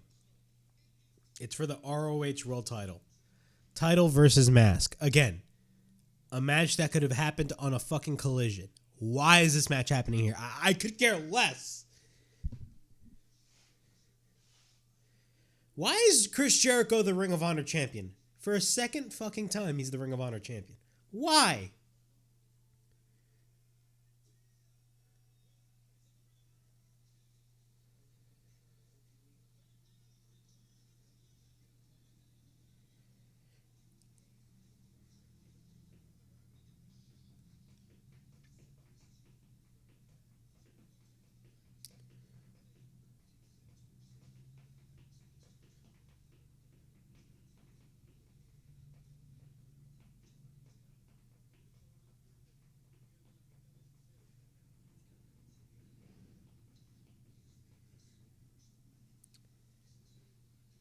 I mean, bro, it's AEW. They don't give a shit. They're like, fuck it. We'll give you a Ring of Honor. I don't know, bro. It's AEW. That's all I can tell you. This match does not need to be on this show, bro. I'm being so serious. At least the matches are flying by pretty quickly. You know?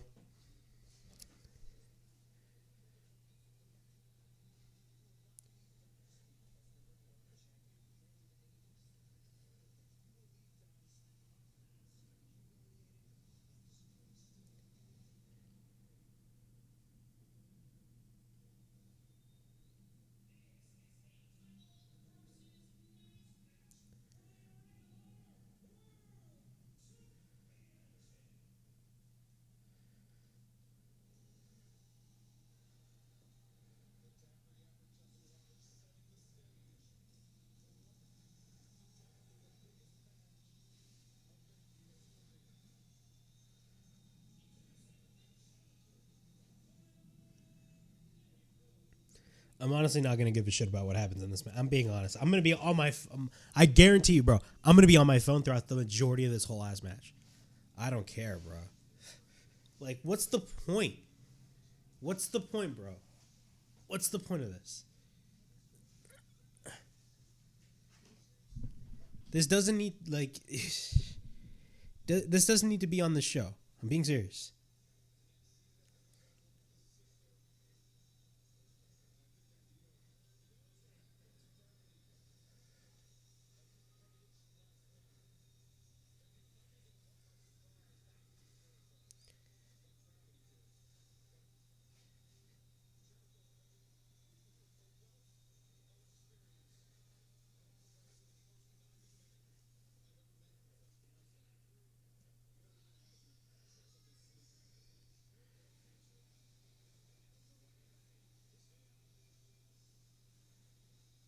Chris Jericho has fallen off, man, tremendously. He has fallen off tremendously, man.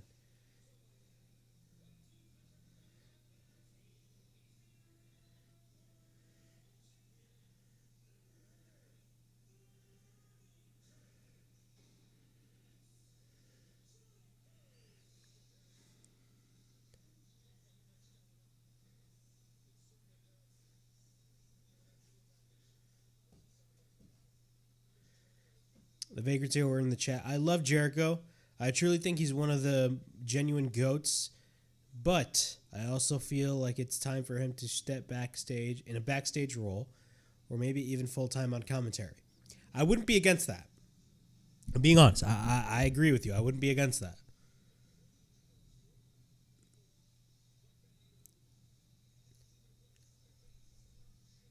Like, Jericho was good in the beginning of AEW. He was good in the beginning of AEW. After that, you know, remember the Jericho, the JAS? That was dog shit.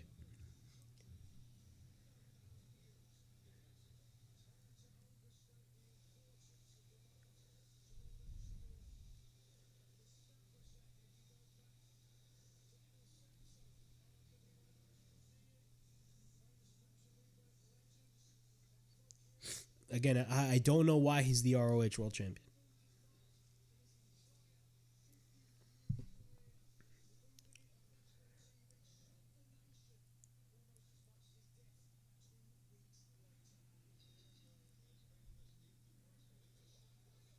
Bro, Jericho just went straight for a code breaker.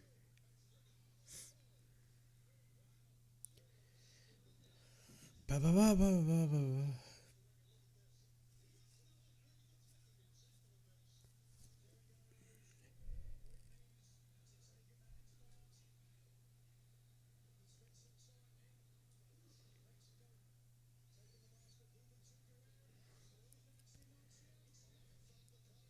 Jericho hit a line... Bro, he had a code breaker and a line salt in the beginning of the match. Can you believe that? He had a freaking line salt, and then, you know, he had a code breaker and then a line salt. Holy shit.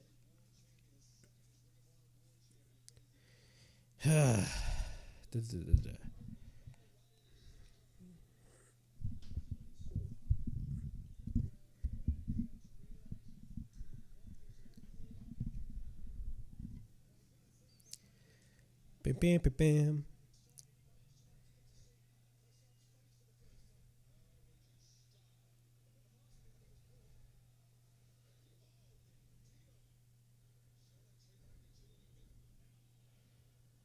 What the hell? Bandito's up.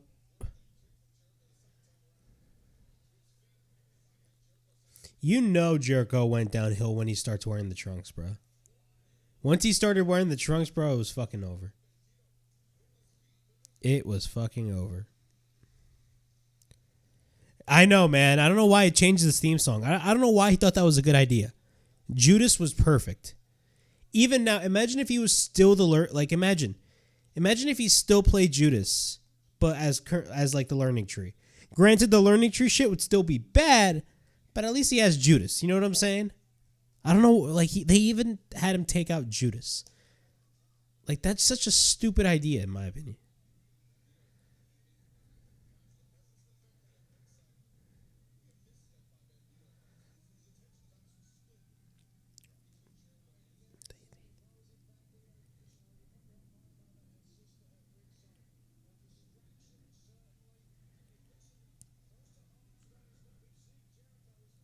Bandito's on the top.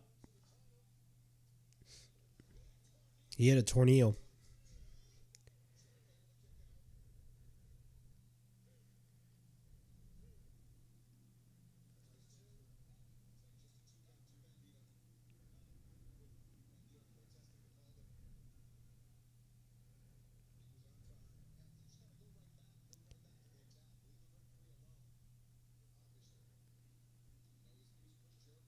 You sound so enthralled, bruh.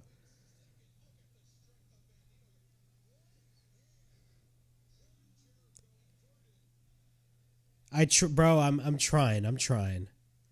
Don't get me wrong, bro. I'm literally on my phone right now. I just don't want to be on. Look, I don't want to be on my phone and bore you guys on the chat. I'm sorry. I don't want to be like that, but I gotta say something, right? You know, trust me, bro. I'm not as interested in this match. I'm being brutally honest with you. I don't know why this match is on this card. I could give less of a shit. Bandito is holding up Jericho.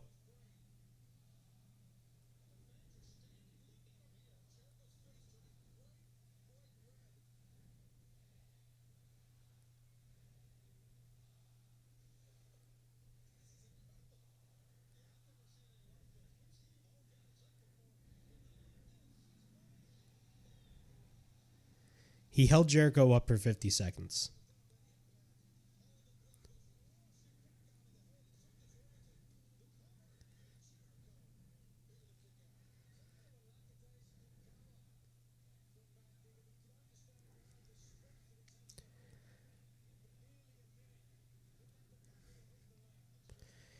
Do do do do do do do do.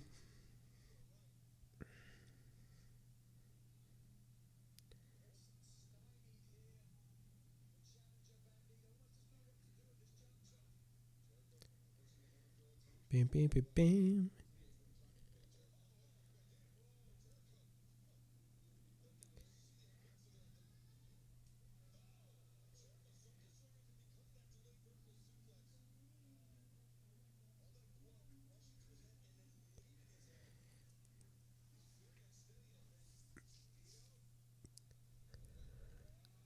Jesus Christ. Jericho just powerbombed Bandito off the apron straight to the floor. Like he jumped up. That is nasty. That is nasty. Bim, bim, bim, bim, bim, bim, bim, bim.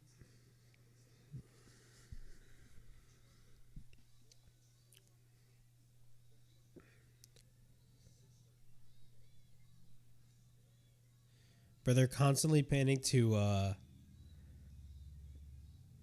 they're constantly panning towards his Bandito's mom, and Jericho just held on to the camera. It would have been so funny if Jericho held on, and Jericho did hold on to the camera, and he showed Bandito's mom like chanting his name. Imagine if he did that. He showed Bandito's mom chanting his name, and he just flipped her off right in front of her. That'd be hilarious.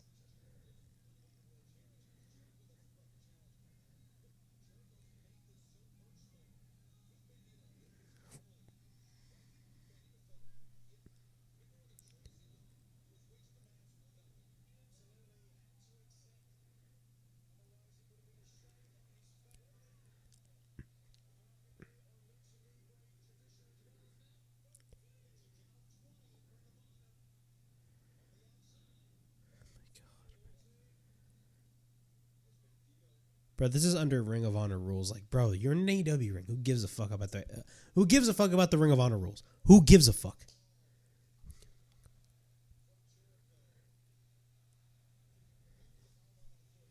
Chris Jericho's the channel changer.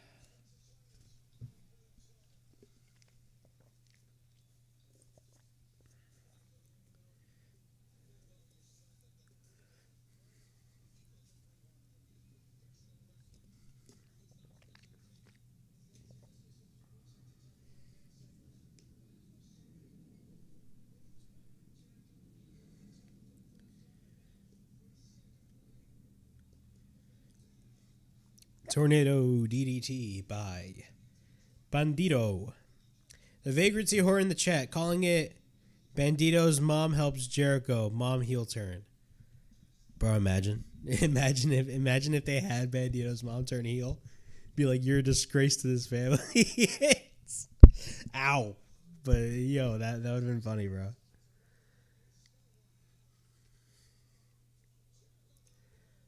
Oh my god, bro. Why is this match on the card?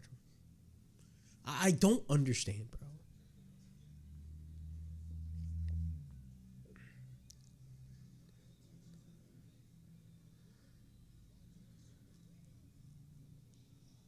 It's ROH. Who cares anyway? I know, who cares? Who cares about ROH? I don't care about ROH. You know they got a pay-per-view coming up in Atlantic City? I don't know if I'm contemplating possibly going. I don't know, man. Jesus Christ.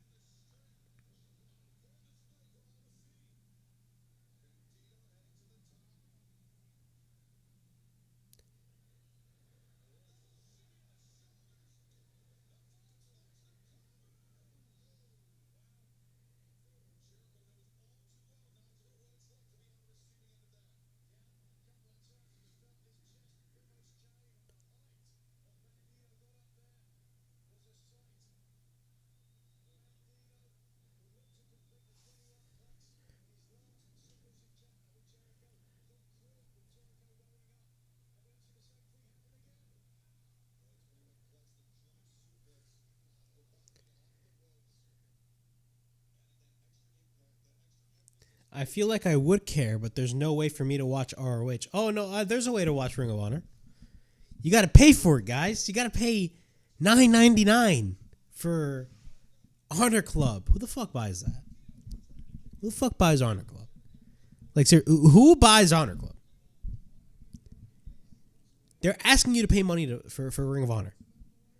They're asking you to pay your hard-earned money for a brand nobody gives a shit about. Think about that. Yeah.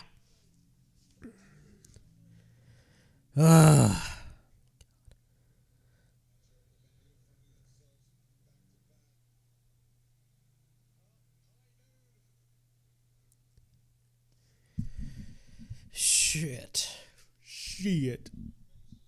What the fuck are they doing? They're like back to back. They're like, yeah. What the fuck is that? Dumbass.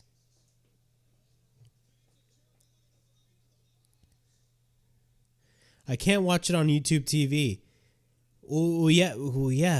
I told you it's on Honor Club. You have to go to watchroh.com. You sign up, and then you have to pay $10. That's how you watch Ring of Honor. They want you to pay to watch Ring of Honor. It's not on YouTube TV. They have a YouTube channel, but they only air highlights. They don't air the full shows.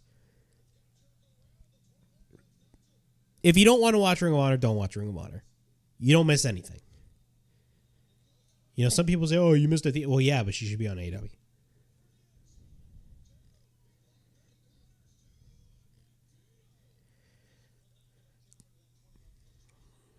Oh, my God.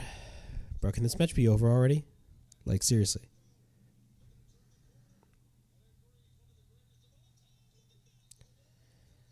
Oh, my God.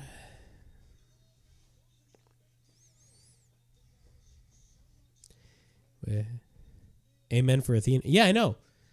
Athena's like the only thing interesting on Ring of Honor, and now she's at AEW. But like, bro, imagine if she had done all that work in AEW. You know what I'm saying? Like, I on one point I do understand why they put her in Ring of Honor, because like they need star power and stuff. But at the same time, it's a brand that holds no meaning nowadays. Like, it's a dead brand. You know what I'm saying? It's a dead brand. What AEW should have done in the beginning was, when they purchased Ring of Honor should have been basically their NXT, their developmental system. It's kind of like that, but at the same time, it's kind of not like that. But like, from the beginning, they should have made that their developmental system, period. They should have put it in a permanent home, which they did at one point, but they moved. But like, I don't know. It's stupid.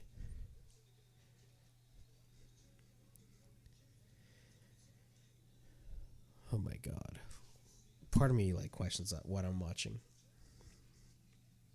What am I watching, bro? What the fuck is Aubrey Edwards doing? Bro, you got two guys fighting that are not a part of the match, and all of a sudden Aubrey Edwards comes out and she's like, get out. And I'm like, who gives a fuck about these guys? Why is Aubrey Edwards there? She's like the worst referee ever. Jericho hit Bandito with the bat. You know what they're doing with Chris Jericho? They're doing what Chris Jericho was doing in 1998 in WCW, which was unmasking luchadors' masks. He did that shit with Juventud Guerrero. You remember that? I'm horrified she's gonna get to be a one-on-one cameo appearance. No, I don't think. No.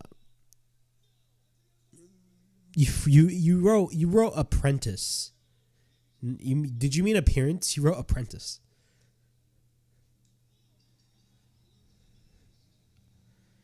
This match, I didn't. Why was this match on the card? Oh my God.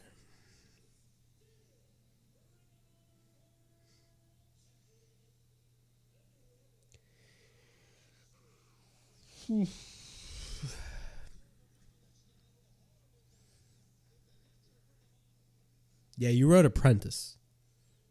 I assumed that.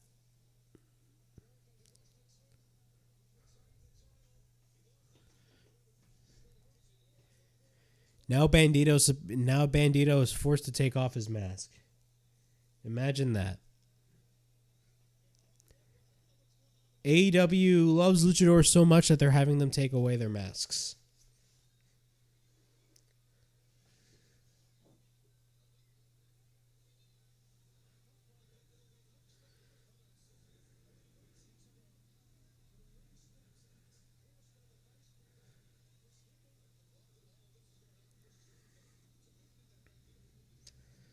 Oh my.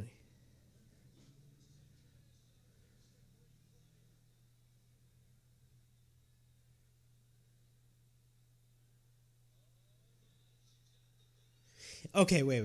Hold on a second. So from what it looks like they're doing is, okay, the mom came out. Okay, this makes no sense. The mom comes out and she notifies Aubrey Edwards that the referee, Aubrey Edwards that Jericho cheated. He used the bat. But he used the bat when the referee was not looking. Now the match is going to restart. Normally, that'd be a good thing if this were real. But this is the thing. This is pro wrestling. Pro wrestling is essentially fixed. Everybody knows that. It's predetermined. It's fixed. Every heel in the book cheats to win, and it's blatantly obvious. Why does all of a sudden Aubrey Edwards, who's another referee out there that was not even a part of the fucking match, comes in, and then the mom shows the bat, and she's like, oh yeah, he cheated to win. I'm like, what? That makes no sense. Like, if this were real, it would be unfair for Jericho. I mean, granted, he did cheat, but every heel in wrestling cheats. Every heel in wrestling cheats. You don't see, whenever like a heel like cheats to win without the referee looking, you don't see a fucking replay of what happened. I mean, you do, but like, you don't see like an observation of, oh yeah, this guy cheated. Look at the replay. Look at the replay. This guy did cheat. And you don't see them restart the match. That is flat out stupidity. They didn't have to complicate things, bro. You could have just had Bandito go over and that's it. You could have just had Bandito go over. You could have just had him win. You didn't have to go through all that stupidity. Aubrey Edwards was not even the official referee in the fucking match. Why was she there? Why was she there? Bryce Remsburg was the referee in the match, not Aubrey Edwards. And then Bandito's mom comes in. She's like, look, he hit the bat. He hit the bat. And I'm like, every heel does that. So why are you restarting the match? All of a sudden that matters? You get my understanding? Like, it's so stupid, bro. Yeah, but like, it's dumb. Why are you going to restart a match when every single heel cheats and gets away with it? That's my argument. It makes no sense. Every heel cheats. They never restart the match. Now, granted, the belt's off of Jericho, but still, it would have been better if Bandito just won. Bandito just looks like an idiot.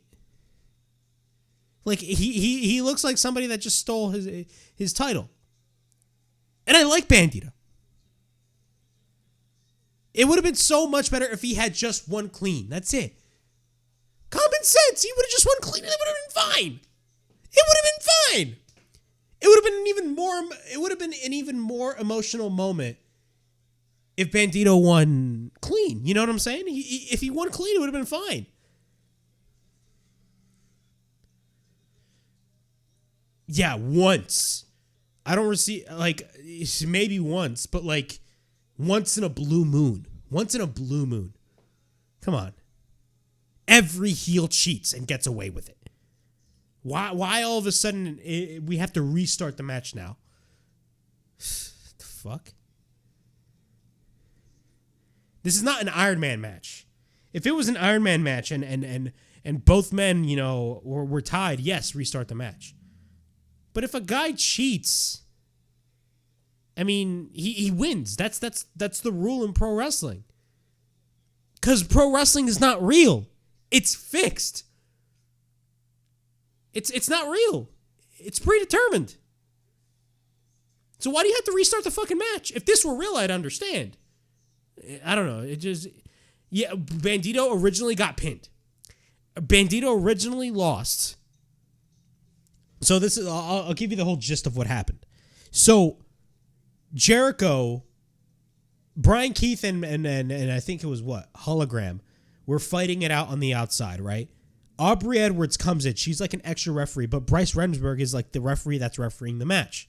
Aubrey Edwards comes in to break up Brian Keith and Hologram. Meanwhile, Bryce Remsburg is distracted, and Jericho uses the baseball bat and hits Bandito. He hides the baseball bat.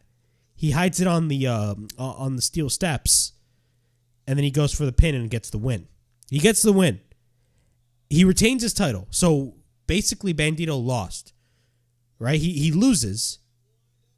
And what happens is Bandito's mom, who's in the front row, she tells Aubrey Edwards, who, by the way, was not the referee in that match.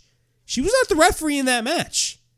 She tells Aubrey Edwards, and she's pointing at something, and Aubrey Edwards takes the mom towards what she's pointing at. The mom reveals that, or Aubrey Edwards goes in, and she sees the baseball bat. She sees the baseball bat, and then she shows Bryce Remsburg, And then all of a sudden, Justin Roberts is like, the match is going to be restarted. You don't see that happening with any other heel. It makes no sense. If you're doing that for one instance, it should happen every instance. You know what I'm saying? It's stupid. Like it's insult. Like everybody uses this terminology, but it insults my intelligence. Every heel cheats to win and gets away with it. That's the rule in pro wrestling. Why all of a sudden this instance, Chris Jericho cheats because he's a heel, he's a bad guy, and all of a sudden he gets away with it? What the fuck? That makes no sense. If this situation happened, which it did, it should happen in every other instance. Whenever I got a better idea. Look, and this is not even involving a heel. Remember how John Cena won his first championship? John Cena won the U.S. title at WrestleMania 20 back in 2004. He faced Big Show. What did he use to win that match? He used the brass knucks. He used the knucks and hit Big Show with it and hit the FU and won his first United States Championship. You didn't see them utilizing a fucking replay and be like, "Oh, John Cena cheated to get the win." He did cheat, and he was the babyface. He was the good guy, and he cheated to win. You didn't see them restart the fucking match. What the bro. Pro wrestling is supposed to be over the top, right? But at the same time, pro wrestling should not insult your intelligence. You know? This was stupid. If you wanted to have an emotional moment with Bandito having a great moment winning the title with his mom, it would have been better if Bandito beat Jericho clean. I don't know. It's dumb. It's stupid. It's dumb. It's dumb.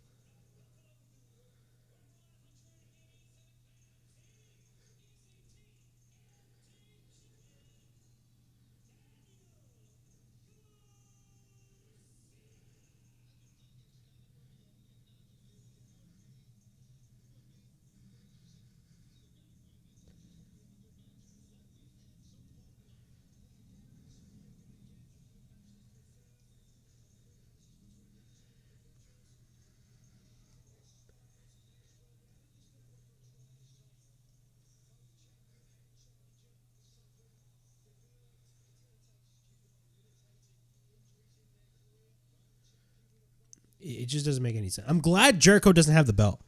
I'm happy Jericho does not have the title. I thought the way that they went about things was so retarded. It was so stupid. It made no sense. You don't see people restarting the matches for heels cheating. Heels always cheat. You know what I'm saying?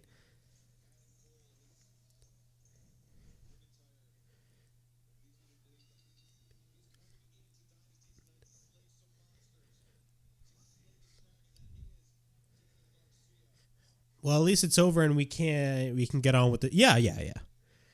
Please tell me the match is over and we're actually getting Adam Cole versus Daniel Garcia. This actually should be a good match. They've been wrestling a couple matches on Collision, I believe. I didn't watch Collision, but I heard about that.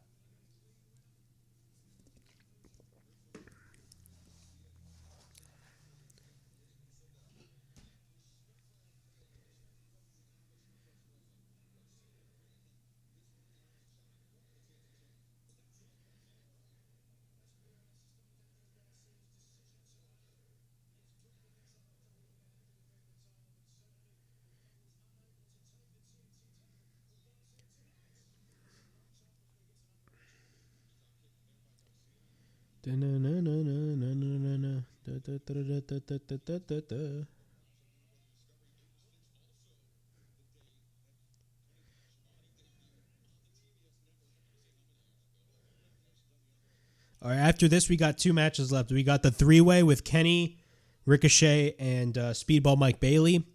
And we got the main event with Jon Moxley and Swerve Strickland. So, yeah.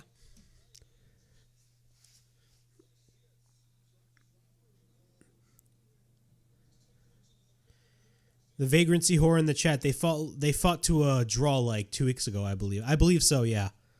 I didn't watch Collision, so I'm not gonna lie though. I gotta get ahead on start. I gotta start watching Collision again because I heard a lot of great things about it. People are saying Collision's actually not what it was. It's actually a much better show now. So I'm gonna give it a watch.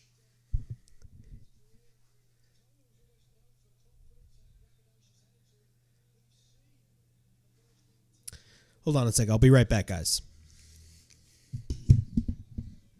Hold on a second. I'll be right back, guys.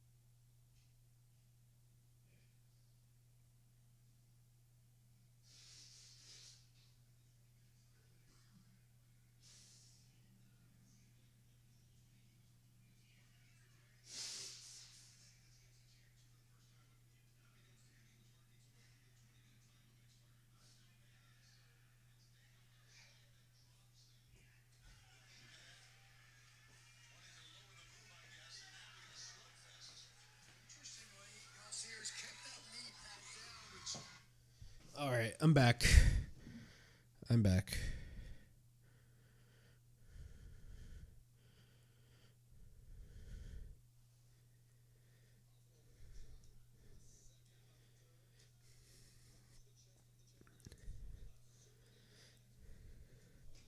Farhan is on the chat. Welcome to the stream, man. Same as Mercedes 4 bell. Like, come on, that's getting old too. Are you complaining about the fact that she has so many titles? We all know Jon Moxley will retain. I have a feeling he will. I have a feeling he will.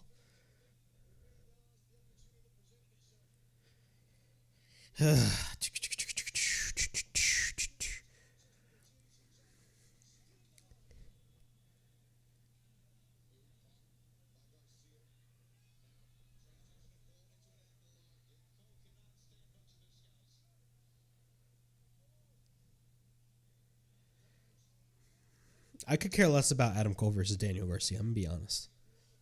I could care less. I could care less.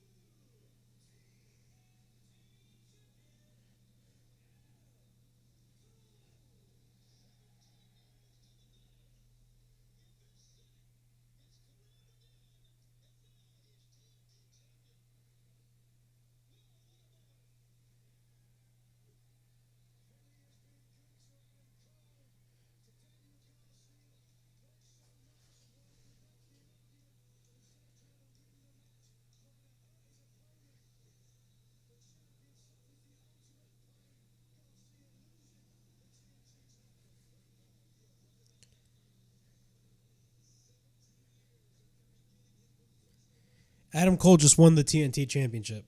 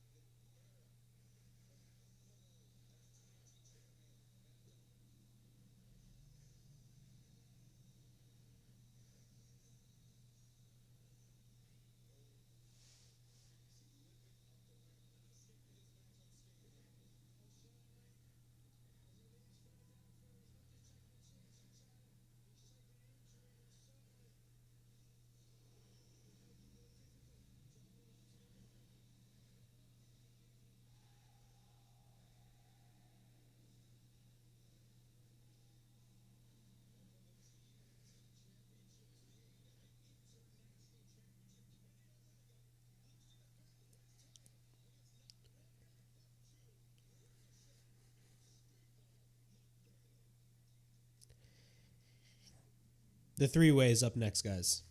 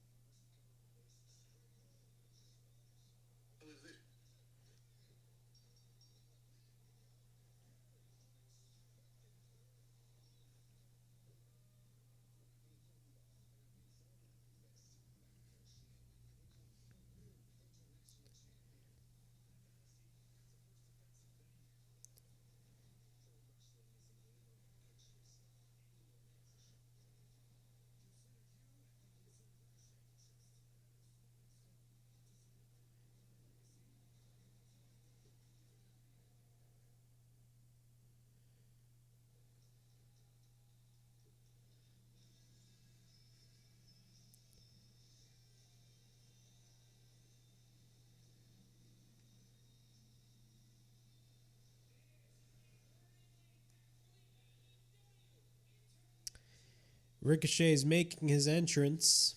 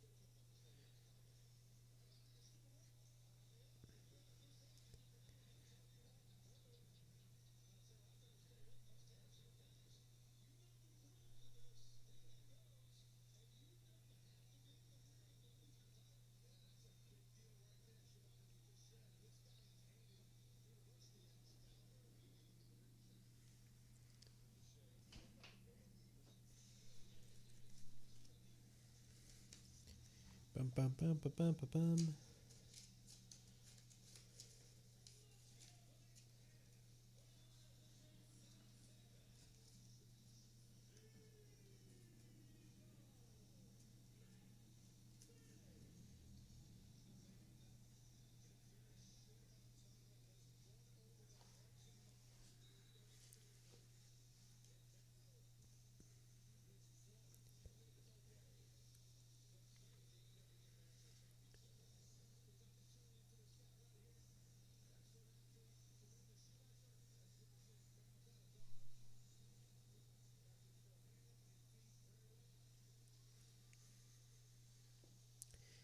If you guys are in the stream, everybody's making their entrance. Speedball Mike Bailey just made his entrance.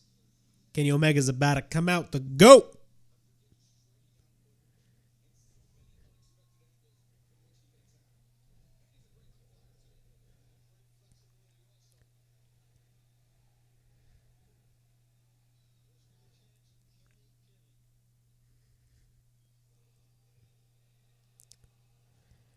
I hate this theme song. Just use Battle Cry.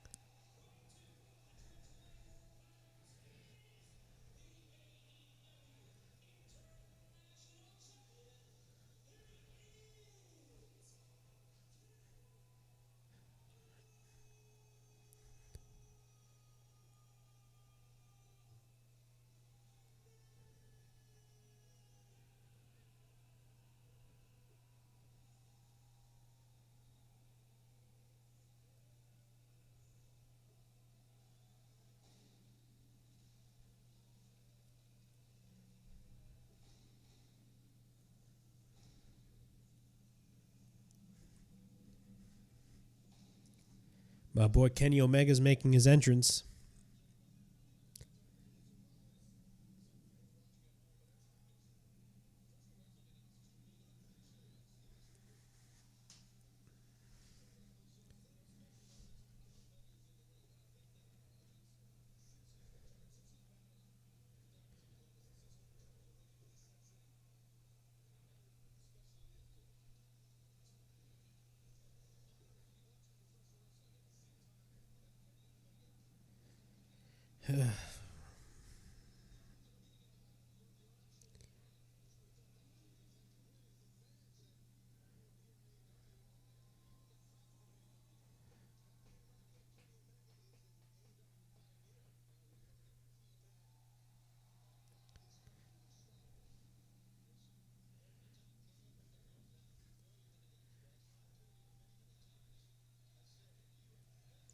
My boy Kenny.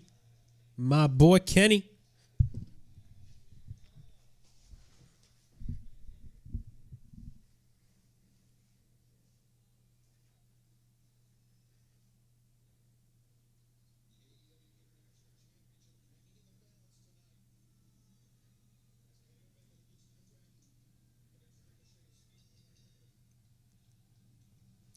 Yo, this 3-way match is gonna be fire.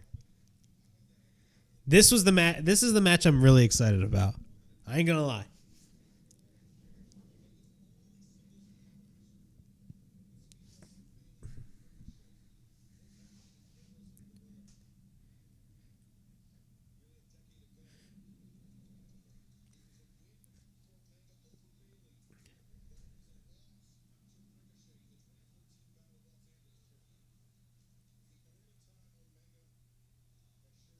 My boy Speedball.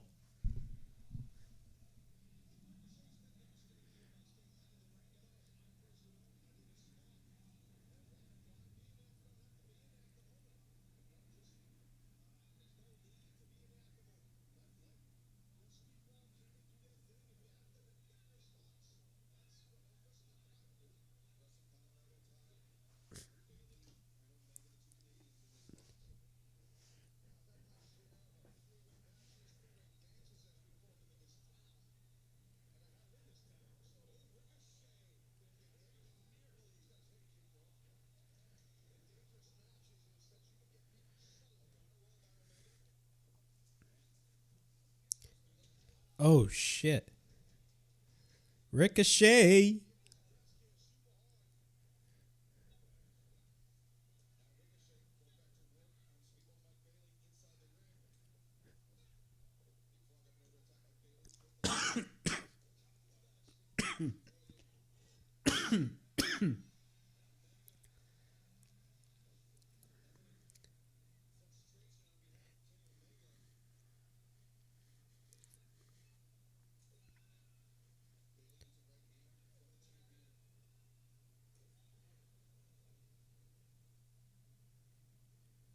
Kenny's going up the top rope.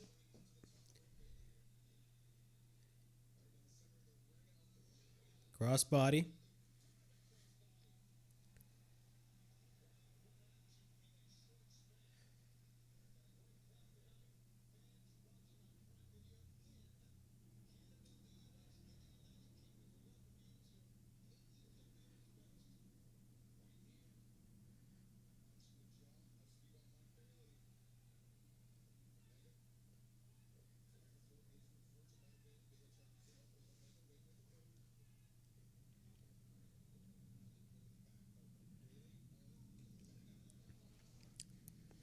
Huracan Rana.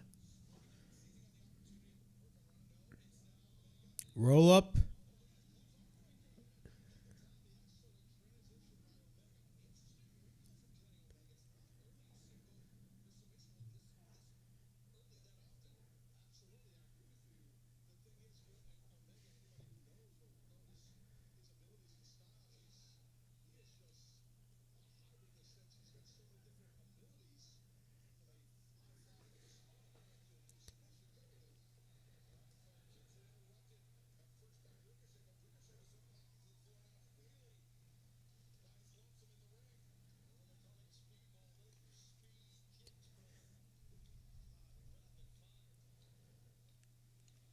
Speedball.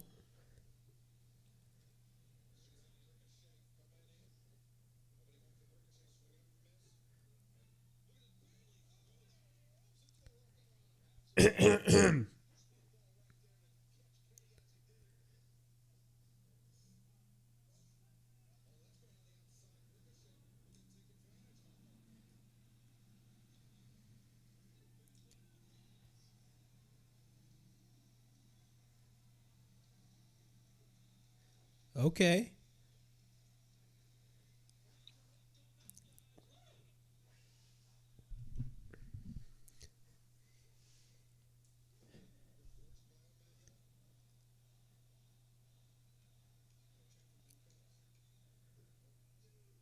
Can't escape.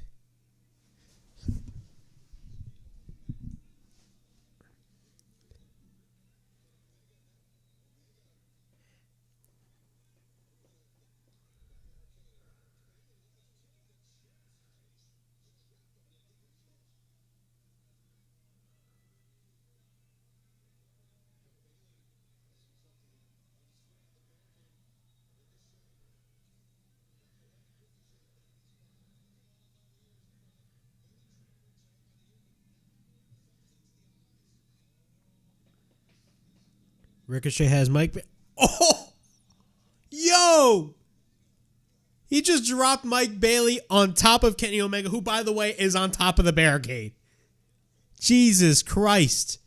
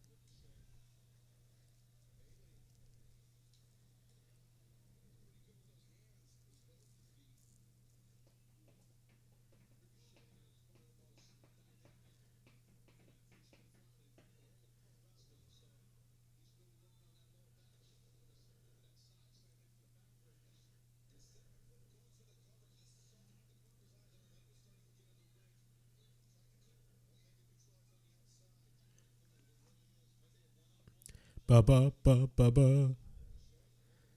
Northern Light suplexes by Ricochet.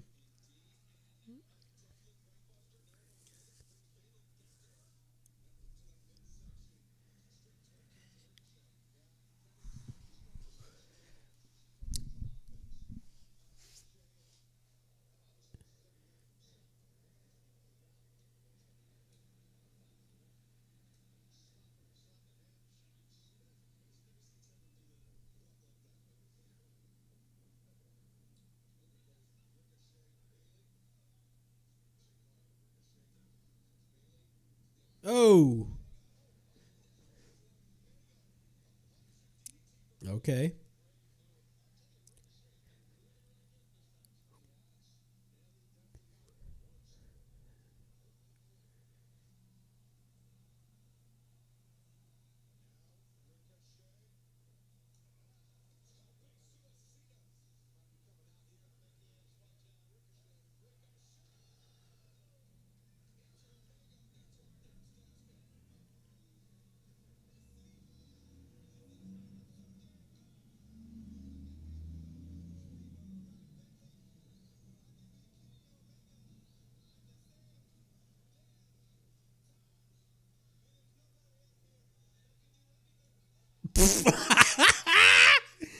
Ah!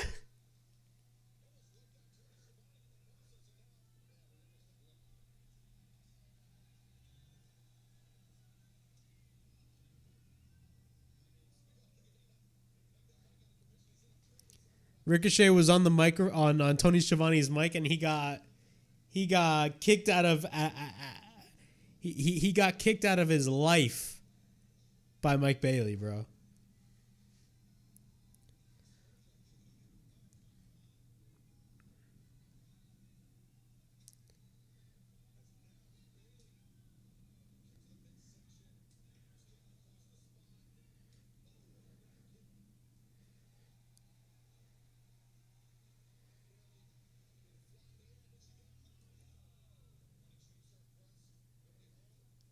Kenny comes in, brings up Mike Bailey.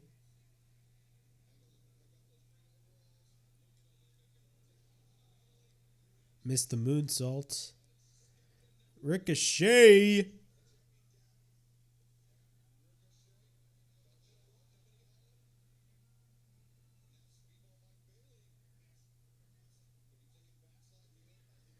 Backslide by Mike Bailey.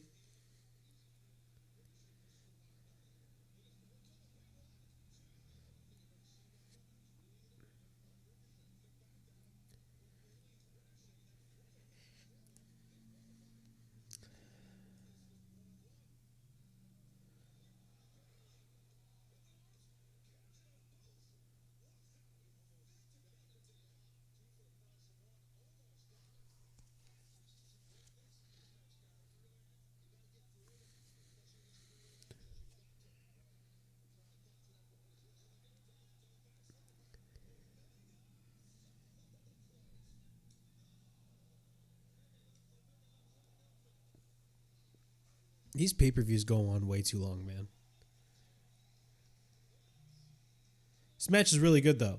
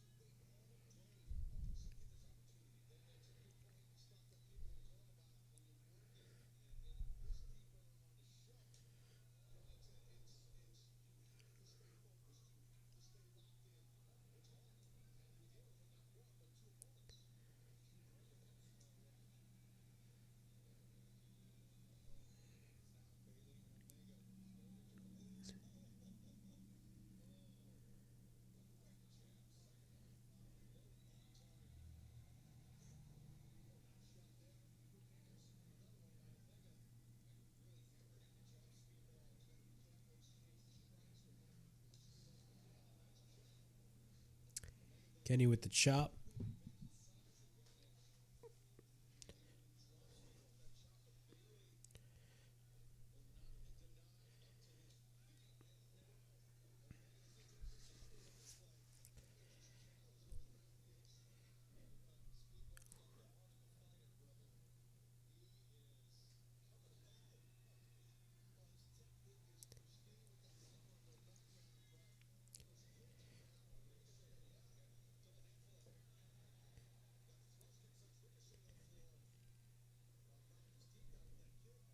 Oh shit.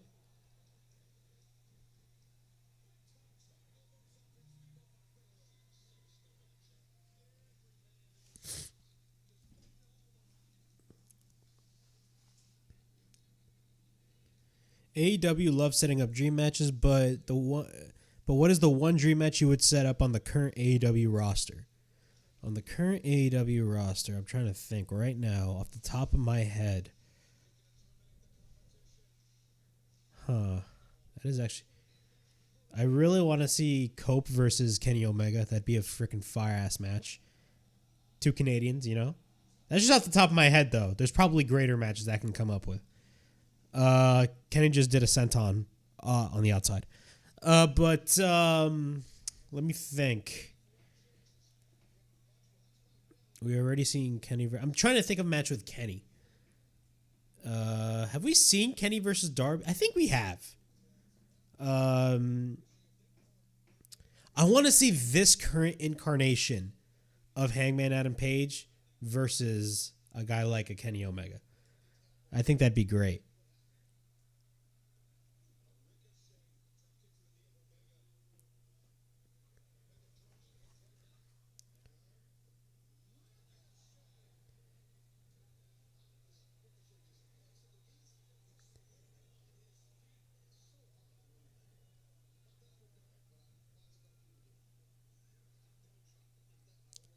Honestly, now that I think about it, what if we had Will Ospreay versus Hangman Page?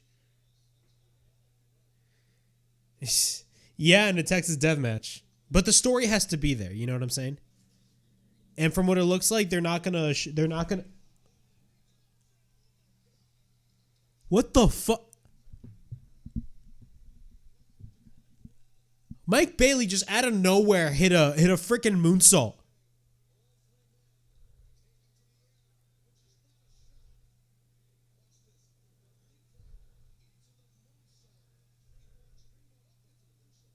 What the fuck? But yeah, I mean, it really depends. Roll up reversal by both men.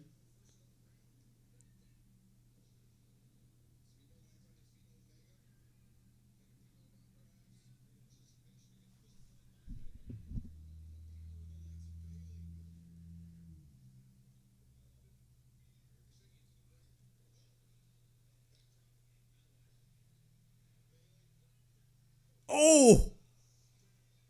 Standing moonsault on both. Think about this. Kenny and Ricochet were stacked on top of each other, and Mike Bailey just hit a standing moonsault. Think about that. Think about that. A freaking a roundhouse kick, but like a clean roundhouse kick. Mike Bailey just hit on Kenny. He went for the cover, but then Ricochet dragged the referee out.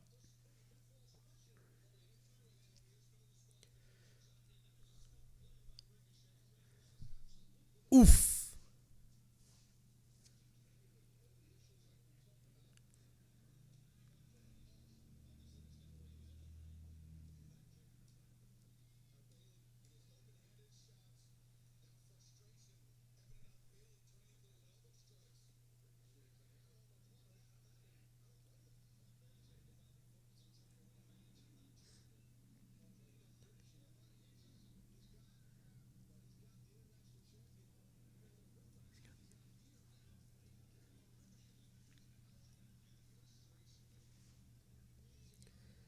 Bro, we have the main event left.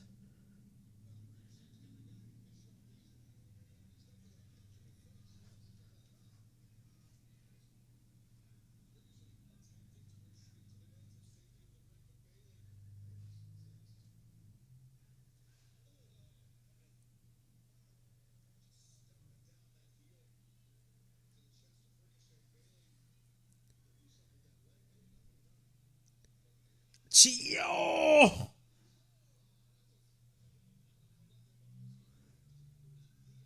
He tried to go for that standing moonsault on Ricochet on the apron, and you know how he normally lands on his knees? Ricochet escaped, and Mike Bailey landed on his knees on the apron. That shit's gotta hurt. That shit's gotta hurt, man. God. Holy shit. Kenny versus Hangman in a Texas death match. Absolutely. Book that shit.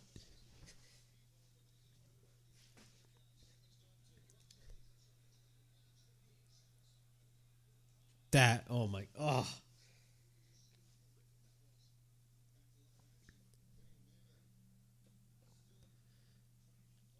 Dude, but the way he landed, bro. The way he landed. I've had knee problems my whole life. Just hearing that is giving me pain. Dude, if you saw it, dude, it was crazy. It was crazy. All right, Ricochet's on the top rope with Kenny. Kenny's getting obliterated right here.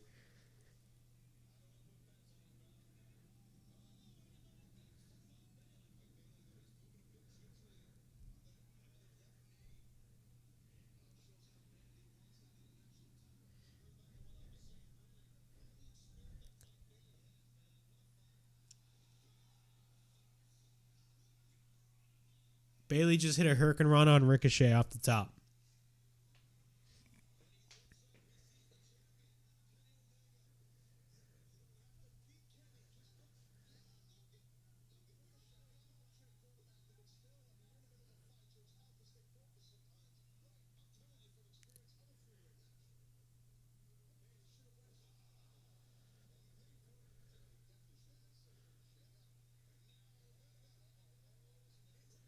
Snapdragon by my boy Kenny.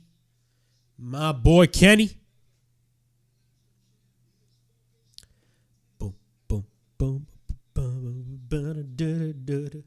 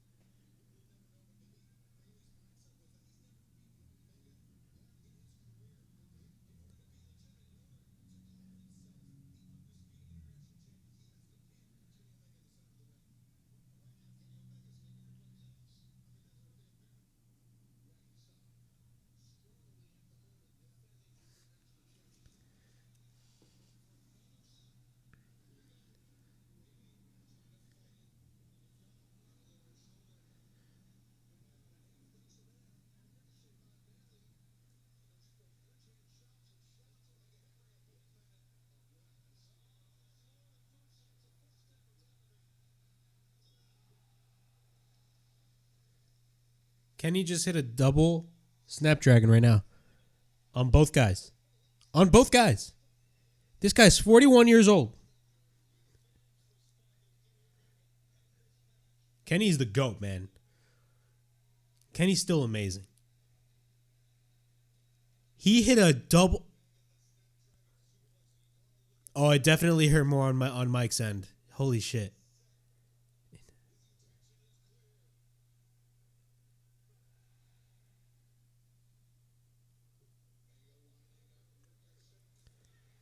V trigger. And another V trigger.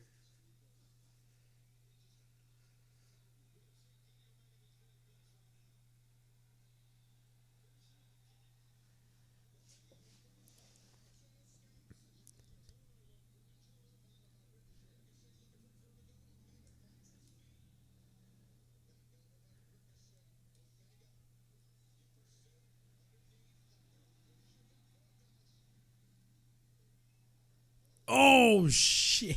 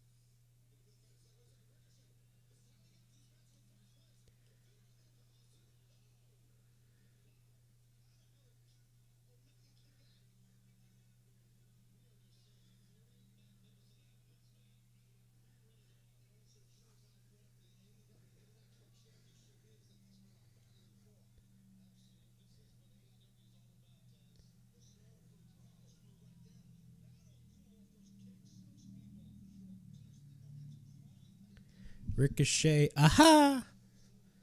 Aha!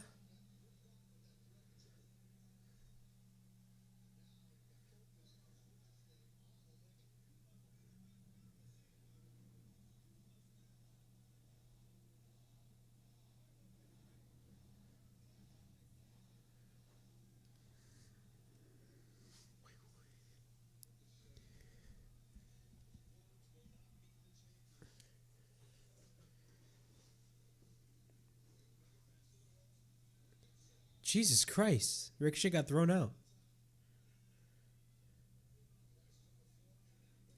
Oh!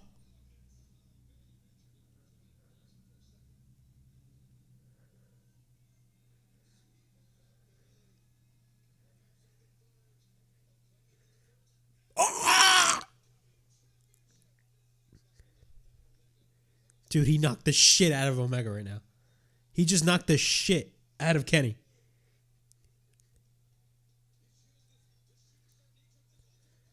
Oh, he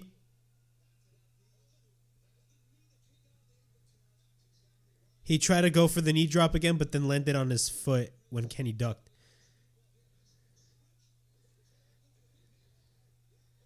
Omega applied the knee bar.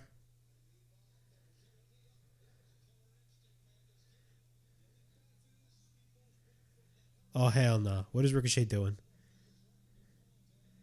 Oh!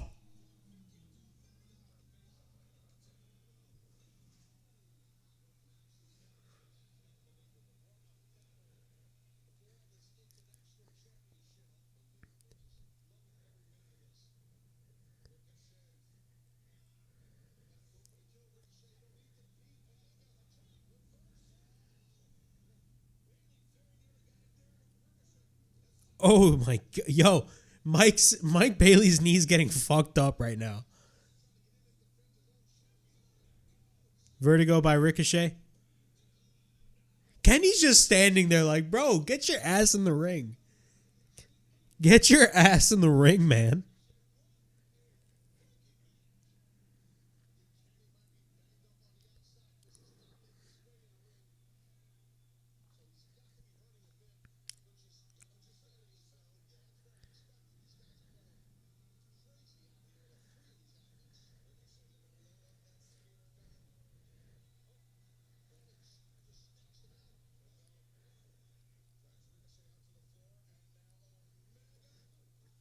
Oh, Mike Bailey rolled him up.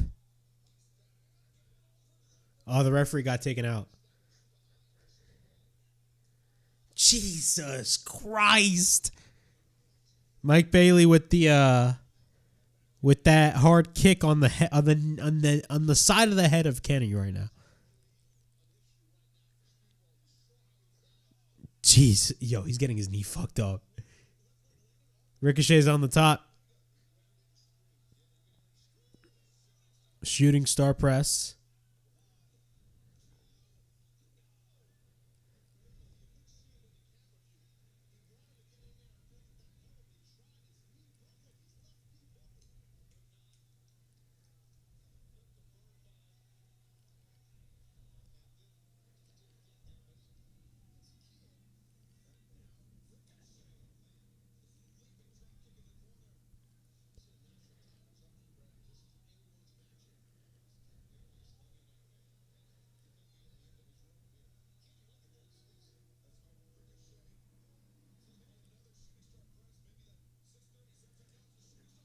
Oh.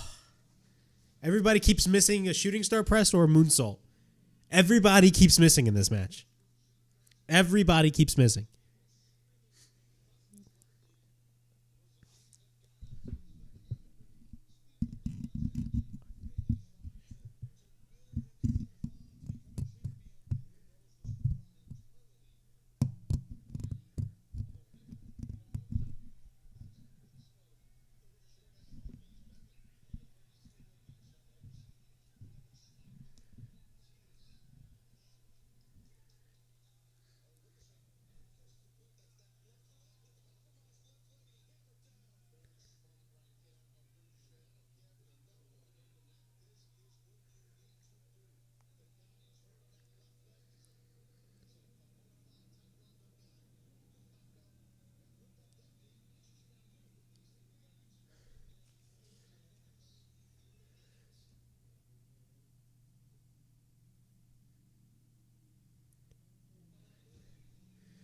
Mike Bailey is up right now.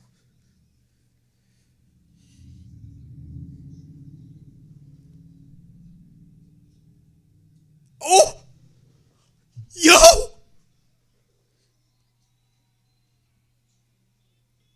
He knocked the fuck out of Ricochet.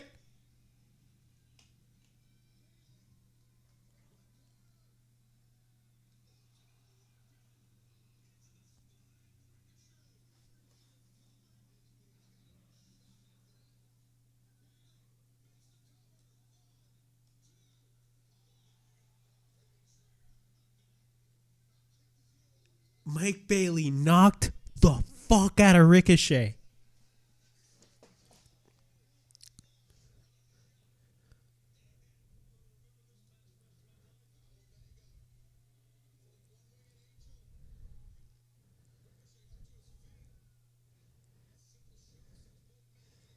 Poison Rana. Damn.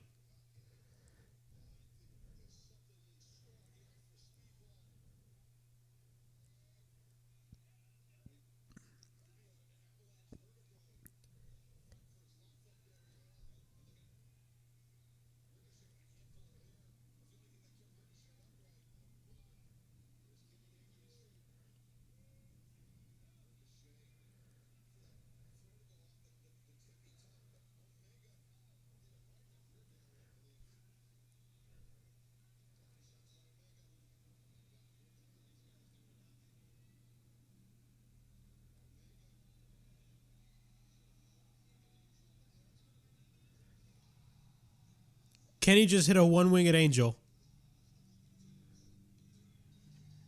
Kenny won. Kenny retained. This was a really good match. Really good fucking match.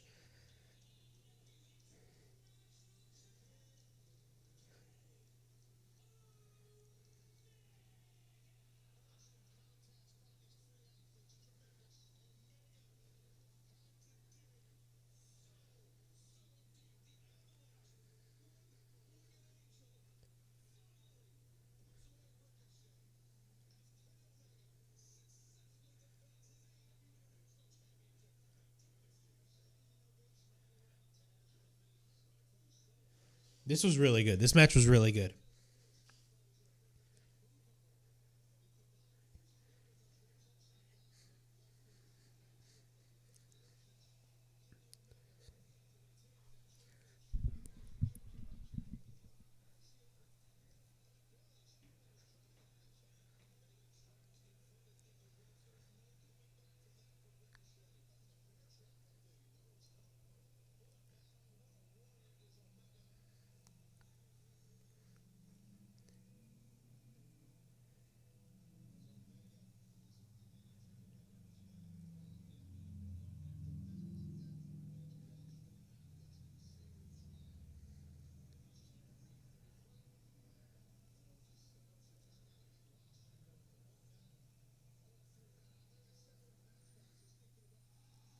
Oh, oh my God.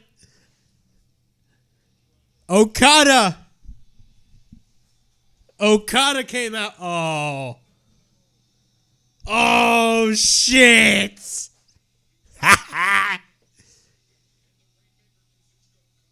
Bitch. Yo. Oh, they're going to do... This is right here. This is the seed, bro. They're gonna plant this shit. They're gonna do Okada versus Omega. They're gonna do Okada versus Omega once again. Watch. But that shit's gonna be at all. That's gonna be at All In. It's not gonna happen like at Double or Nothing or anything else.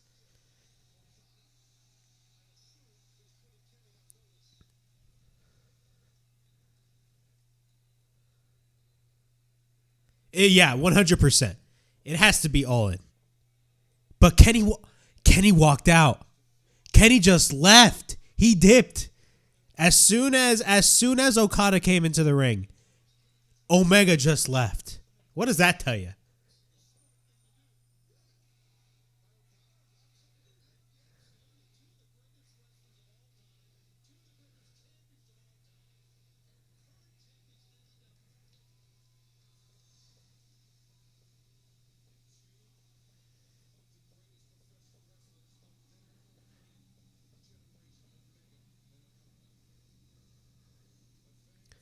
All right, the main event is next.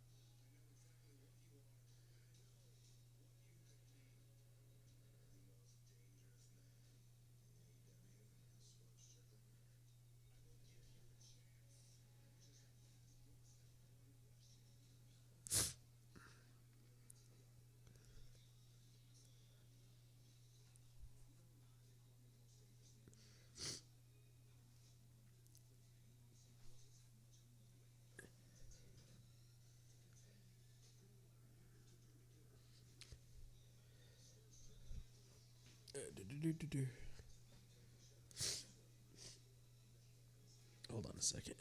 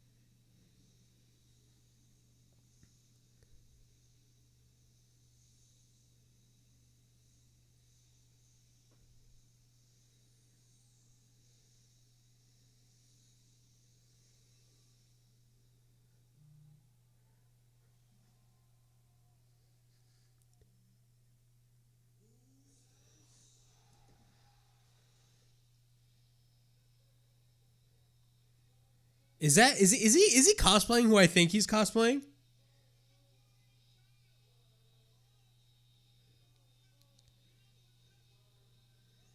Yo, I think he's cosplaying as Static Shock. Is he cosplay?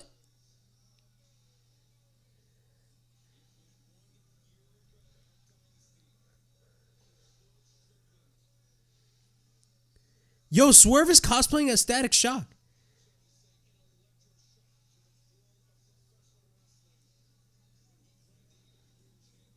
Yo, Yo, real ones know Static Shock. Bro, I just saw this tweet.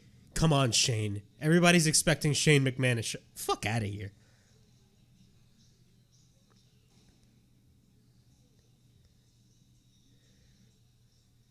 Real ones remember Static Shock. I'm telling y'all this right. Real ones remember Static Shock. I used to watch that shit as a kid. I used to watch Static Shock as a kid, bro.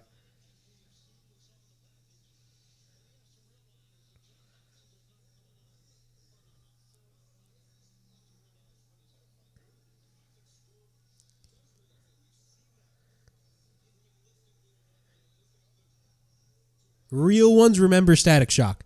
I'm telling you. Real ones remember Static Shock. That's fucking fire. That is awesome, man.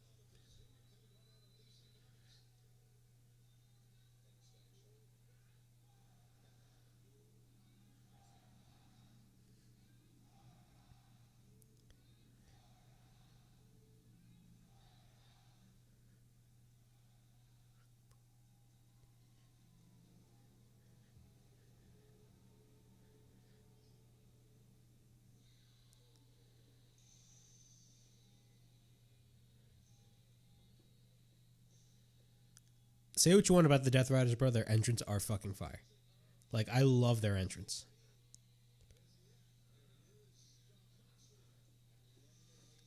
And even if, like, look, the Death Riders have been a failure. But like, if they have Moxley drop the belt, don't just kill the Death Riders as a group. Just have them continue on. Just repackage them, but still call them the Death Riders. You know what I'm saying? Do something like that. Don't just kill an investment.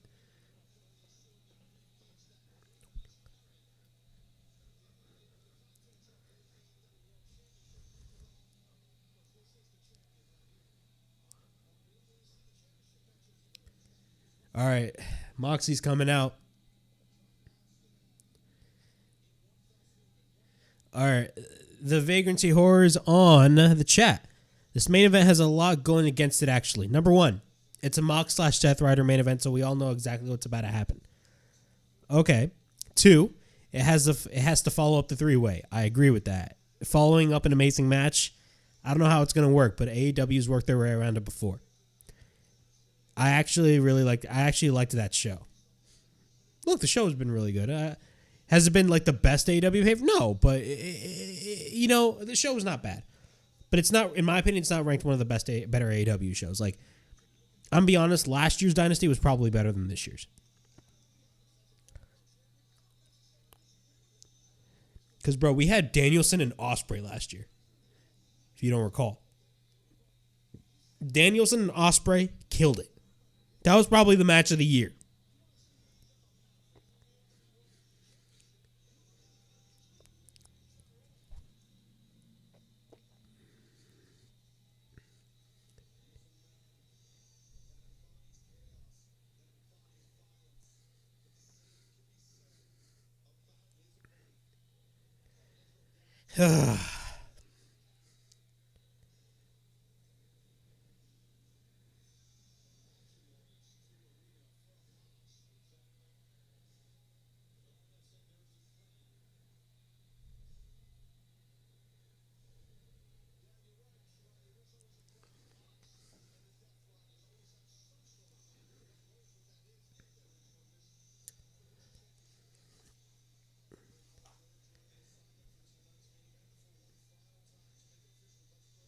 Tony Schiavone.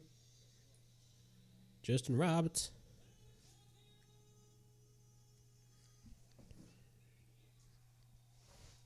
All right, the main event's about to start. Justin Roberts is doing the introductions.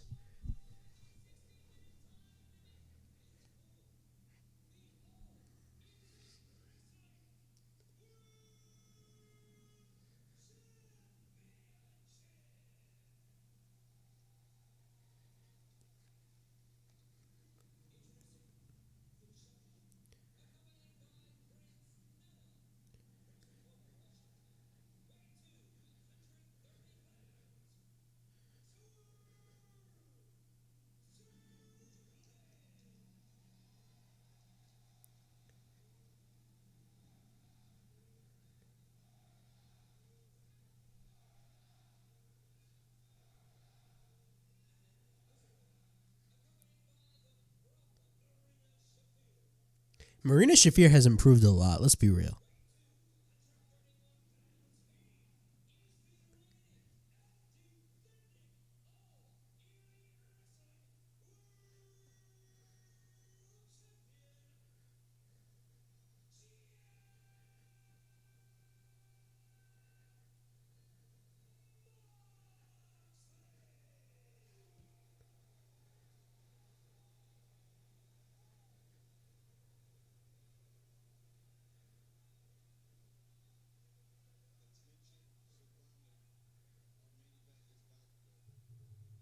Bro, the fact that the referee has to hold up the briefcase is a fucking embarrassment. That's such a joke, man.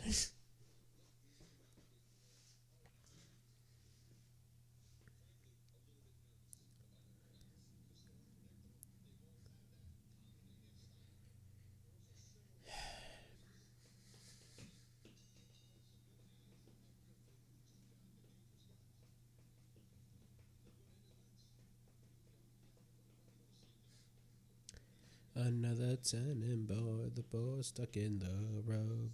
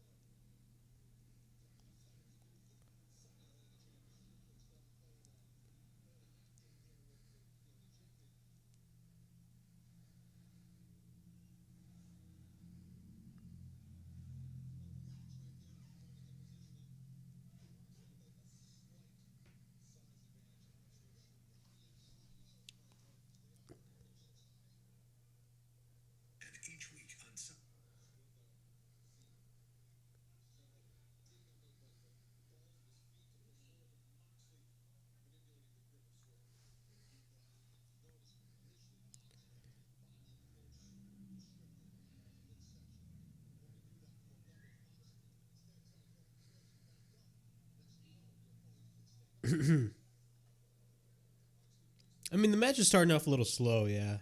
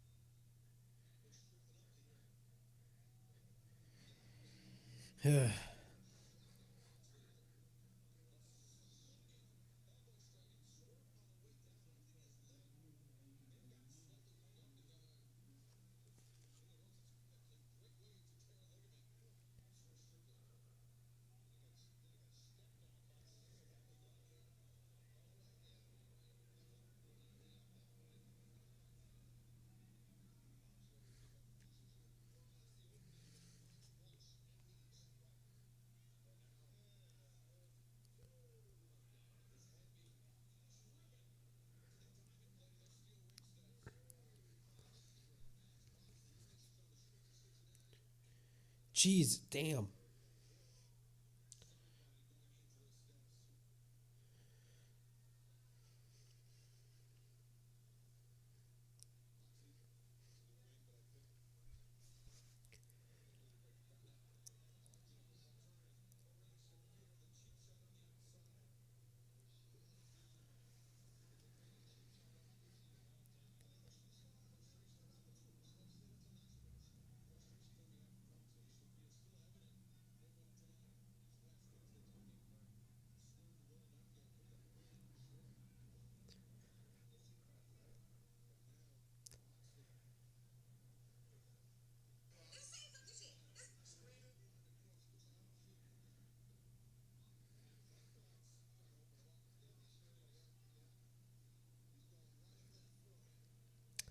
This match has been really slow so far.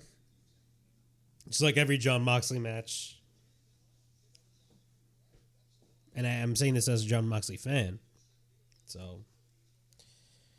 Dun dun dun dun dun dun dun.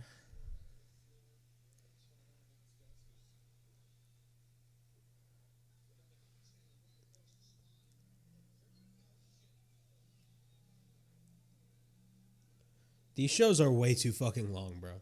It's not even funny. These shows are way too long. It's ridiculous. Bro, this should have been just a 3 hour pay-per-view. That is it. Maybe a 3.5, not a 4 hour pay-per-view, bro. Way too much.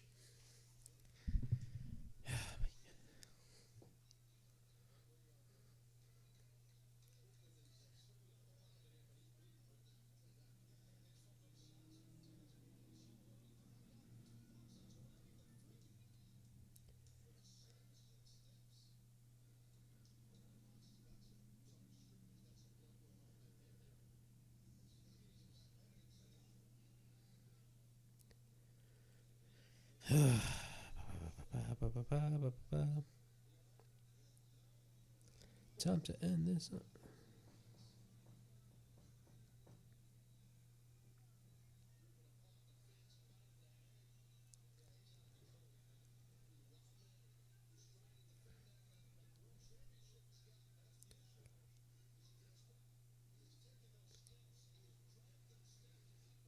Swerve is busted open, guys.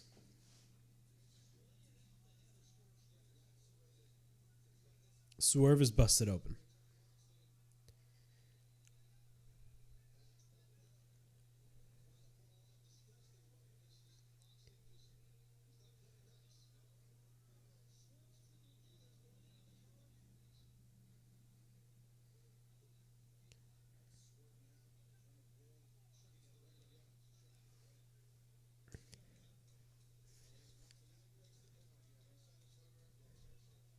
Dude, he's just getting in the face of the referee. Oh my god.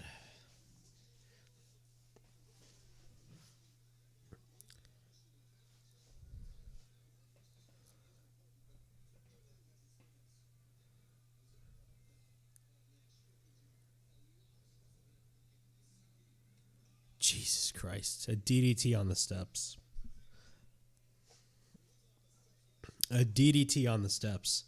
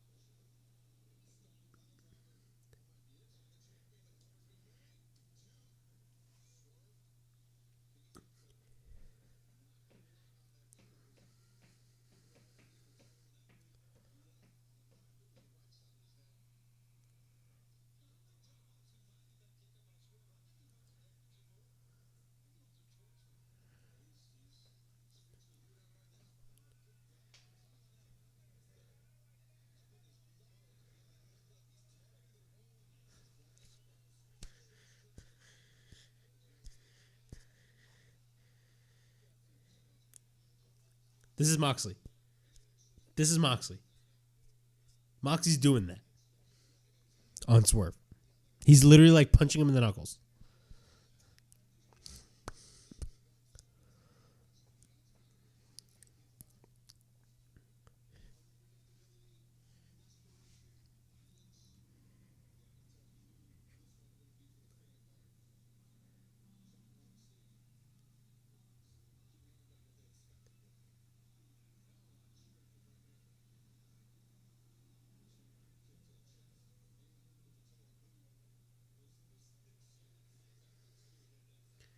Bam, bam, bam, bam, bam, bam, bam, bam, bam.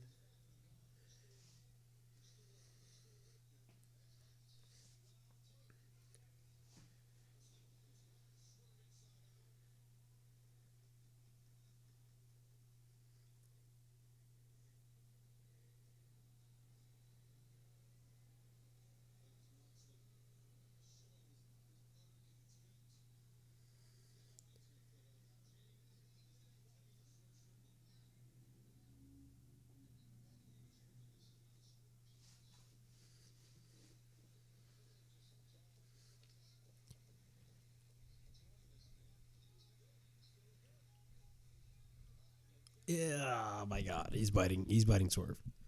He's biting Swerve in the face.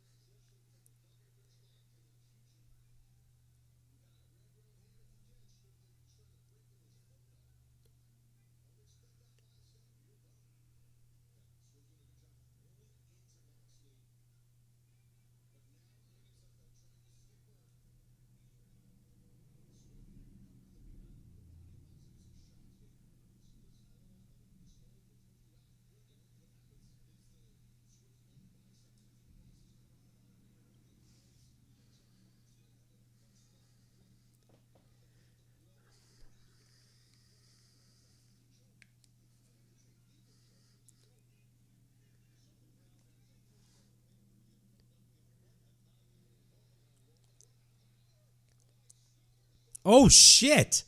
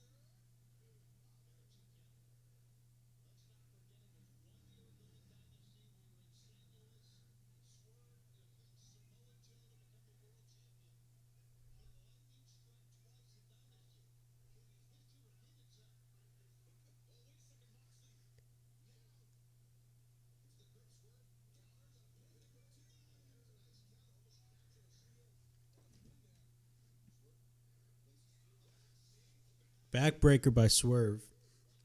This match has been pretty slow. I'm not gonna lie, man. All I care about is the ending. That's really all I care about for this match. All I care about is the ending. How many AEW main events have been dog shit recently? A bunch.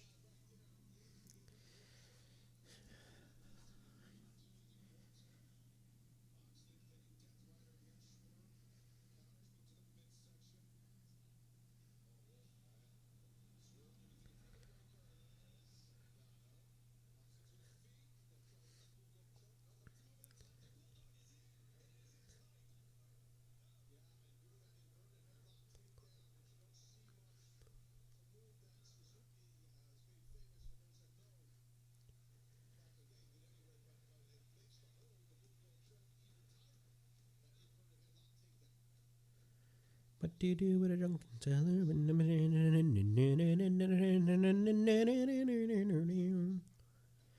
What do you do with a drunken sailor? What do you do with a drunken sailor?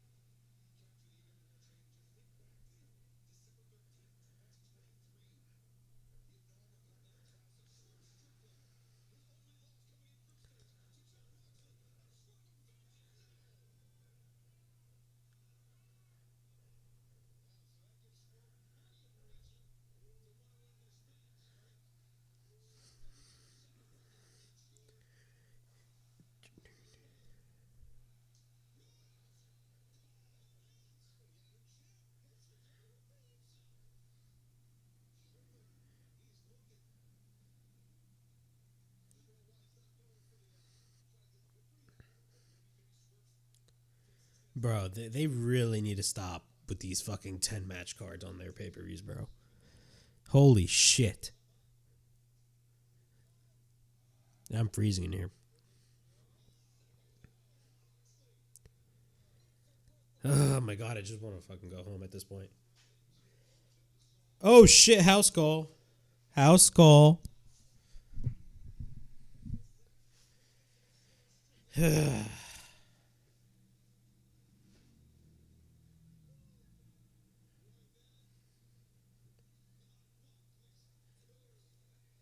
Marina Shafir is coming in.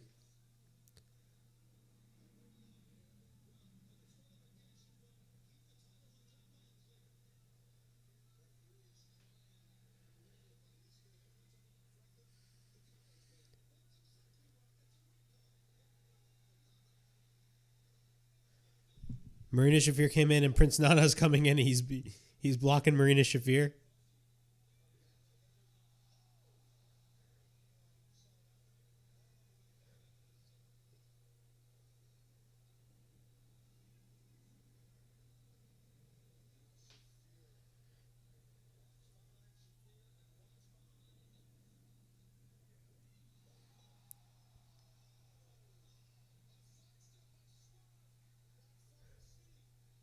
Did he just accidentally cut her?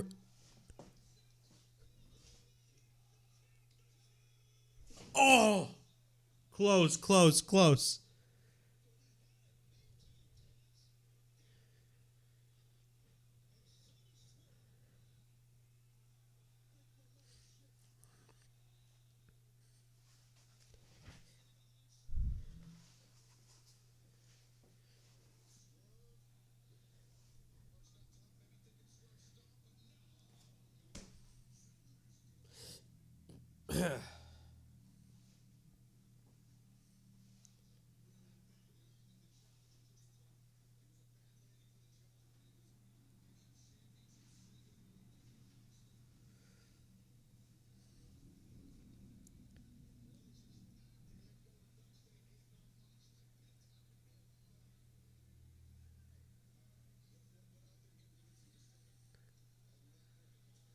Moxley's grabbing a ladder at this point.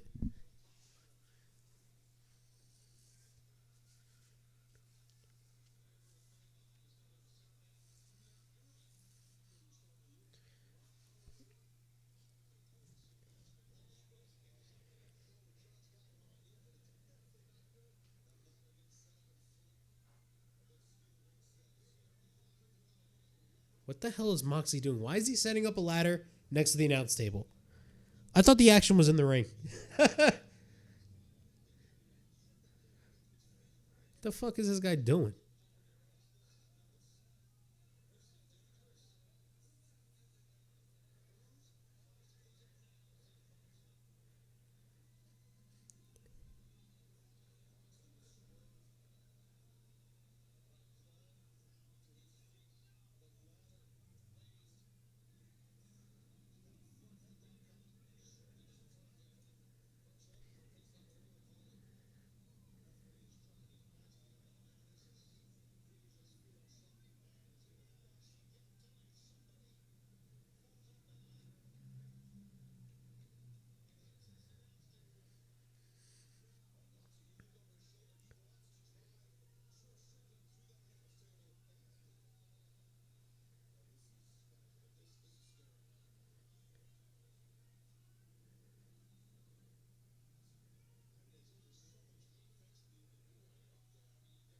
Yo, Moxley gotta stop biting people, bro. He's like my husky.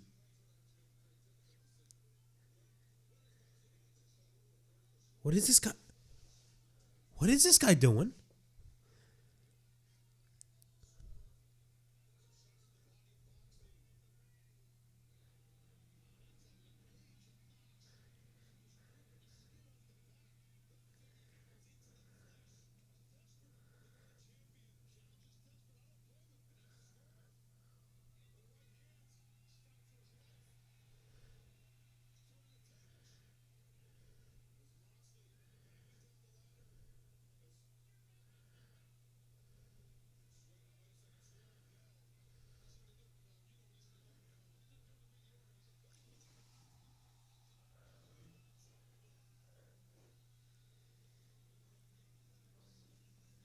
This guy just hit the swerve stomp off the ladder through the announce table on Moxley. Holy shit. Good God. Good God.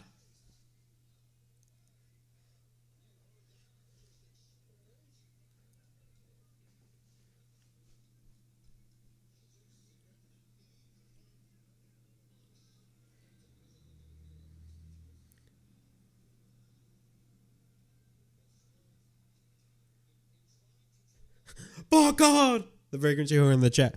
By God.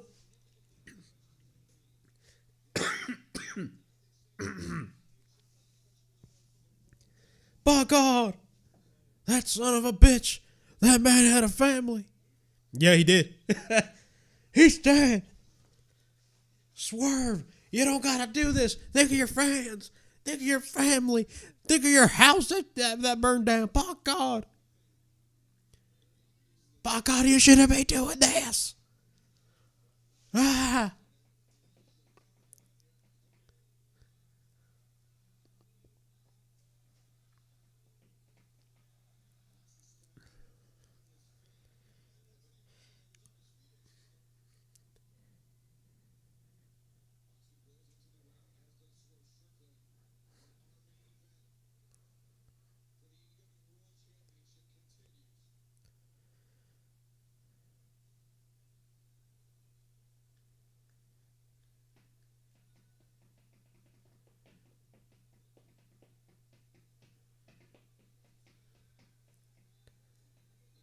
Yeah, JR is one of the. He's probably he's not probably he's the greatest commentator of all time. Period. JR is the greatest commentator in the history of wrestling.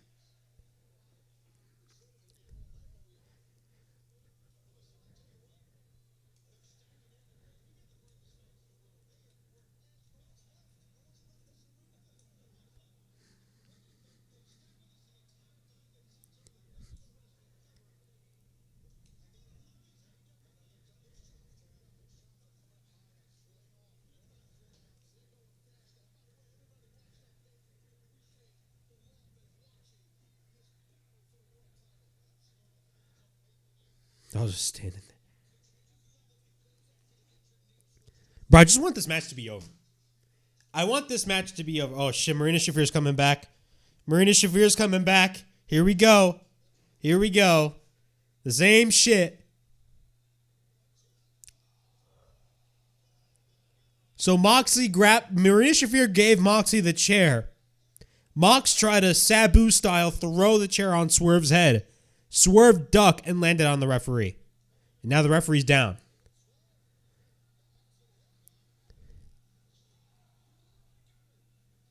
Now Swerve just hit the vertebreaker on Moxley. But there's no referee.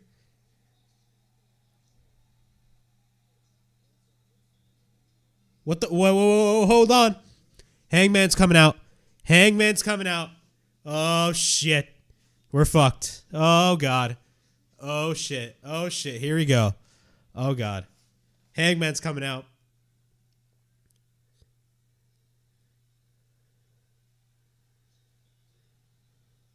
He's trying to decide now. Oh, so Hangman was on the apron.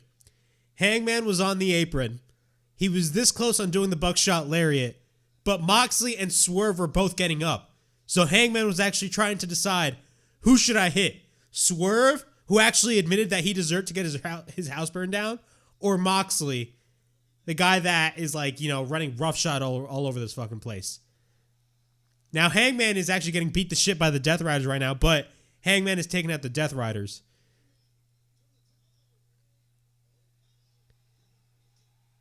Okay, now Hangman he took out the Death Riders. He hit the Deadeye on Moxley. He hit the Deadeye on Moxley, but then Claudio grabbed him and sent him to the steps, and now the Death Riders are gaining the advantage again. Now we got... Okay, this is actually getting good. This is actually getting good. Okay. Now we got Samoa Joe, Shibata, and Hook taking out the Death Riders. All hell is fucking breaking loose. It's a fucking war. Okay, this is actually pretty good. This is actually pretty good. I'm enjoying this. Swerve just threw the chair at Moxley. Some shit's gonna go down. I know it. I know some shit's gonna go down.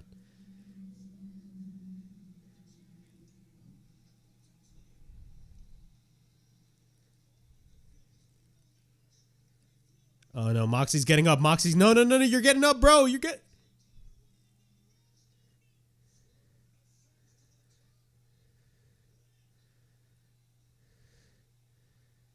Oh my God, Swerve just hit the shit. Oh my God, go for the cover. Don't sell. Just go for the cover. Oh wait, I forgot there's no referee. I just realized there's no referee. Oh my God, bro! I got a shit ton of emotions going on right now. I got a bunch of. Okay, the lights just went out. The lights just went out. Okay, I'm. What the fuck? The Young Bucks.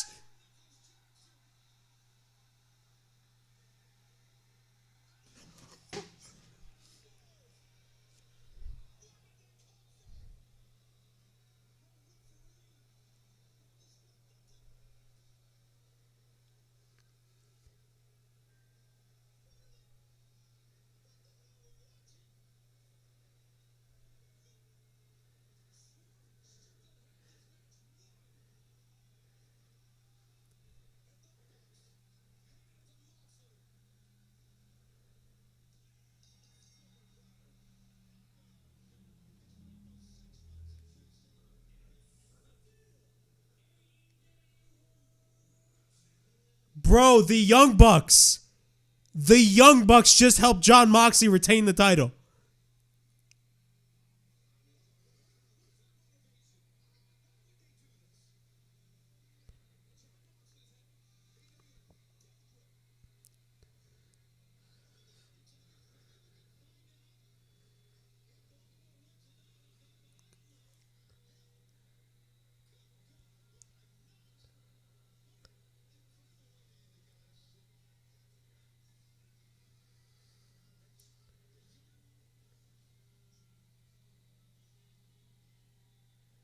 You know what? I'm actually not mad.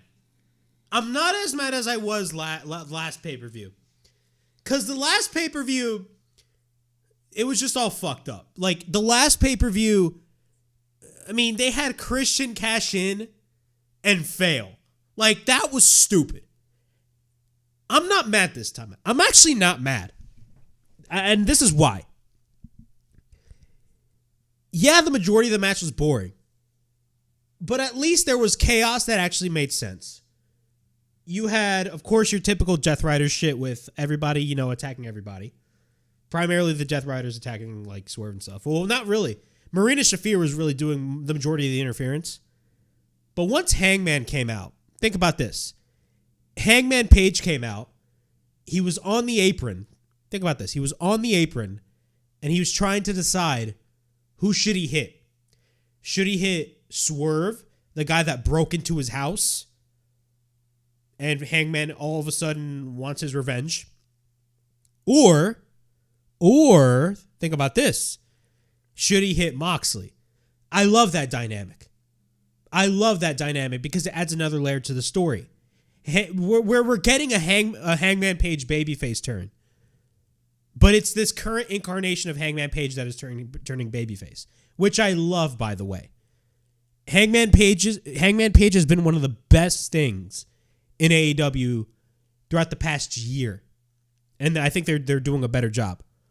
Then all of a sudden, of course, the Death Riders attack Hangman. Hangman tries to fight back. They gain the upper advantage.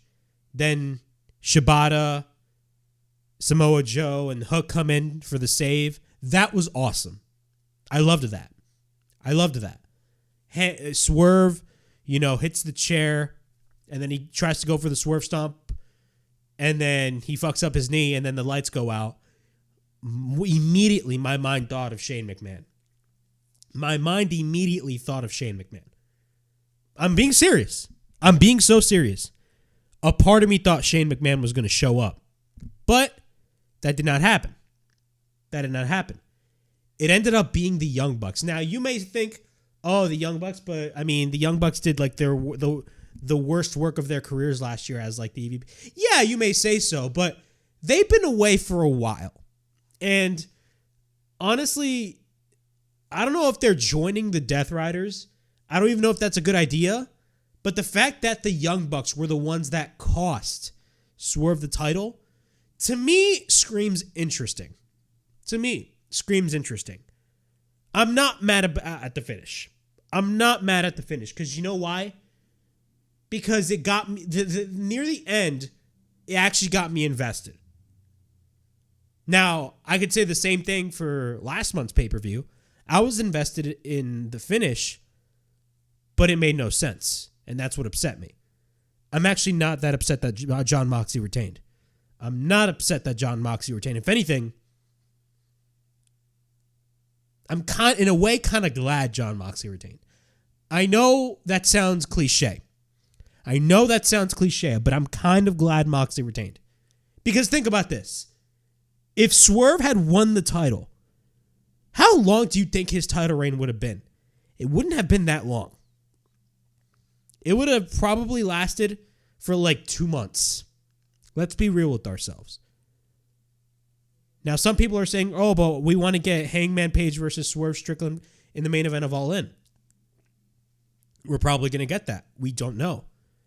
But at the same time, with the segment that we saw last week on Dynamite, where it was near the end where both confronted each other backstage, and you had, Hangman Page saying, you broke into my house, and then Swerve Strickland is like, you burned my house, and then Hangman Page was like, you deserved it, and then Swerve was like, I know. That actually got me invested, because once Swerve said, I know, immediately in my mind I was like, what if they're doing a scenario in which Hangman and Swerve are forced to work together? Two men that hate each other. One guy broke in the other guy's house, and the other guy burned the guy's house down. And now both of those guys are forced to work together. That is a good story to tell. I'm sorry. That is a good story to fucking tell. A Swerve and Hangman tag team, dude, That is actually interesting. That is actually an interesting dynamic. So what are my thoughts on this main event? The match was boring, but the finish was interesting. I'm not upset as I was last week or last month because a part of me kind of expected that Moxley was going to retain. And that's okay. Because there's a certain end goal here. You know, there's a certain end goal here. Maybe they're doing this by design and we do not know it. Is it possibly backfiring? I don't know. But who knows? Also, I just thought, I believe the last time we saw, I don't remember the last time we saw the Young Bucks. It was like months ago, last fall. And this was when the Death Riders first started becoming a thing. The last thing you saw from the Young Bucks was one of the backstage interviewers were going backstage and the Young Bucks were basically like hiding papers. Nobody remembers that, but that was actually a segment. Could it be a scenario? I don't know. We're going to have to wait and see. But it was an interesting dynamic. Do I think the Young Bucks are joining the Death Riders? Me personally, I think the Young Bucks are a little bit too comedic for a group like the Death Riders, but I may be totally wrong. I mean, the Young Bucks have been in groups like they've been a part of the fucking Bullet Club for all fucking sake, for God's sakes, you know what I'm saying? But man, I'm gonna be honest, man. Last year, the Young Bucks, they were probably at their weakest last year. I'm sorry. I had hopes for their heel run as the EVPs, but it was dog shit. It was dog shit. But hopefully with this whole angle, I actually hope that the Young Bucks actually get their footing because I feel like people had forgotten, but the Young Bucks are arguably one of the greatest tag teams of all time. And I felt like they've lost their way because of the situation with CM Punk. Now, granted, my opinion on that whole situation is very unpopular. I believe the Bucks primarily kind of got dragged into that whole situation. I don't think they leaked false information of CM Punk trying to get Colt Cabana fired. Like, no, I don't believe that. Why would the Young Bucks ruin their reputation like that? But again, I always thought the Young Bucks, I felt bad for the Young Bucks in that whole situation because Punk called them out on shit that was not true. Like it's fucking bullshit. You know what I'm saying? Because if it wasn't for the Bucks, Kenny and Cody, Punk would have probably not returned to wrestling as early as he did. You know what I'm saying? Now, granted, the regime change in WWE took place a year later. And then, of course, 2 years later, he returned to WWE, and that probably would have still happened. But again, that's another story for another time. But overall, what are my thoughts on Dynasty? Dynasty was, I don't want to say an amazing show. My biggest problem with this show was the fact that there was way too many matches that happened that did not need to be on this show. That was my biggest issue. You could have easily, all the Owen Hart Cup tournament matches did not need to take place on this show. Number one, they could have happened on Dynamite. That's what television is for, to building up your pay-per-views. Secondly, the Jericho and Bandito match, the finish made no fucking sense. I already talked about that. The other matches were great. The three-way was amazing. The main event was all right. I already talked about that, but again, it was an all right show. If I were to give this a letter grade, I'd probably would give it a C+ or a B-. Because normally AEW hits on when it comes to their pay-per-views. But, I mean, honestly, last year's Dynasty was better simply because of the fact that it had Will Ospreay versus Bryan Danielson. But that's my opinion.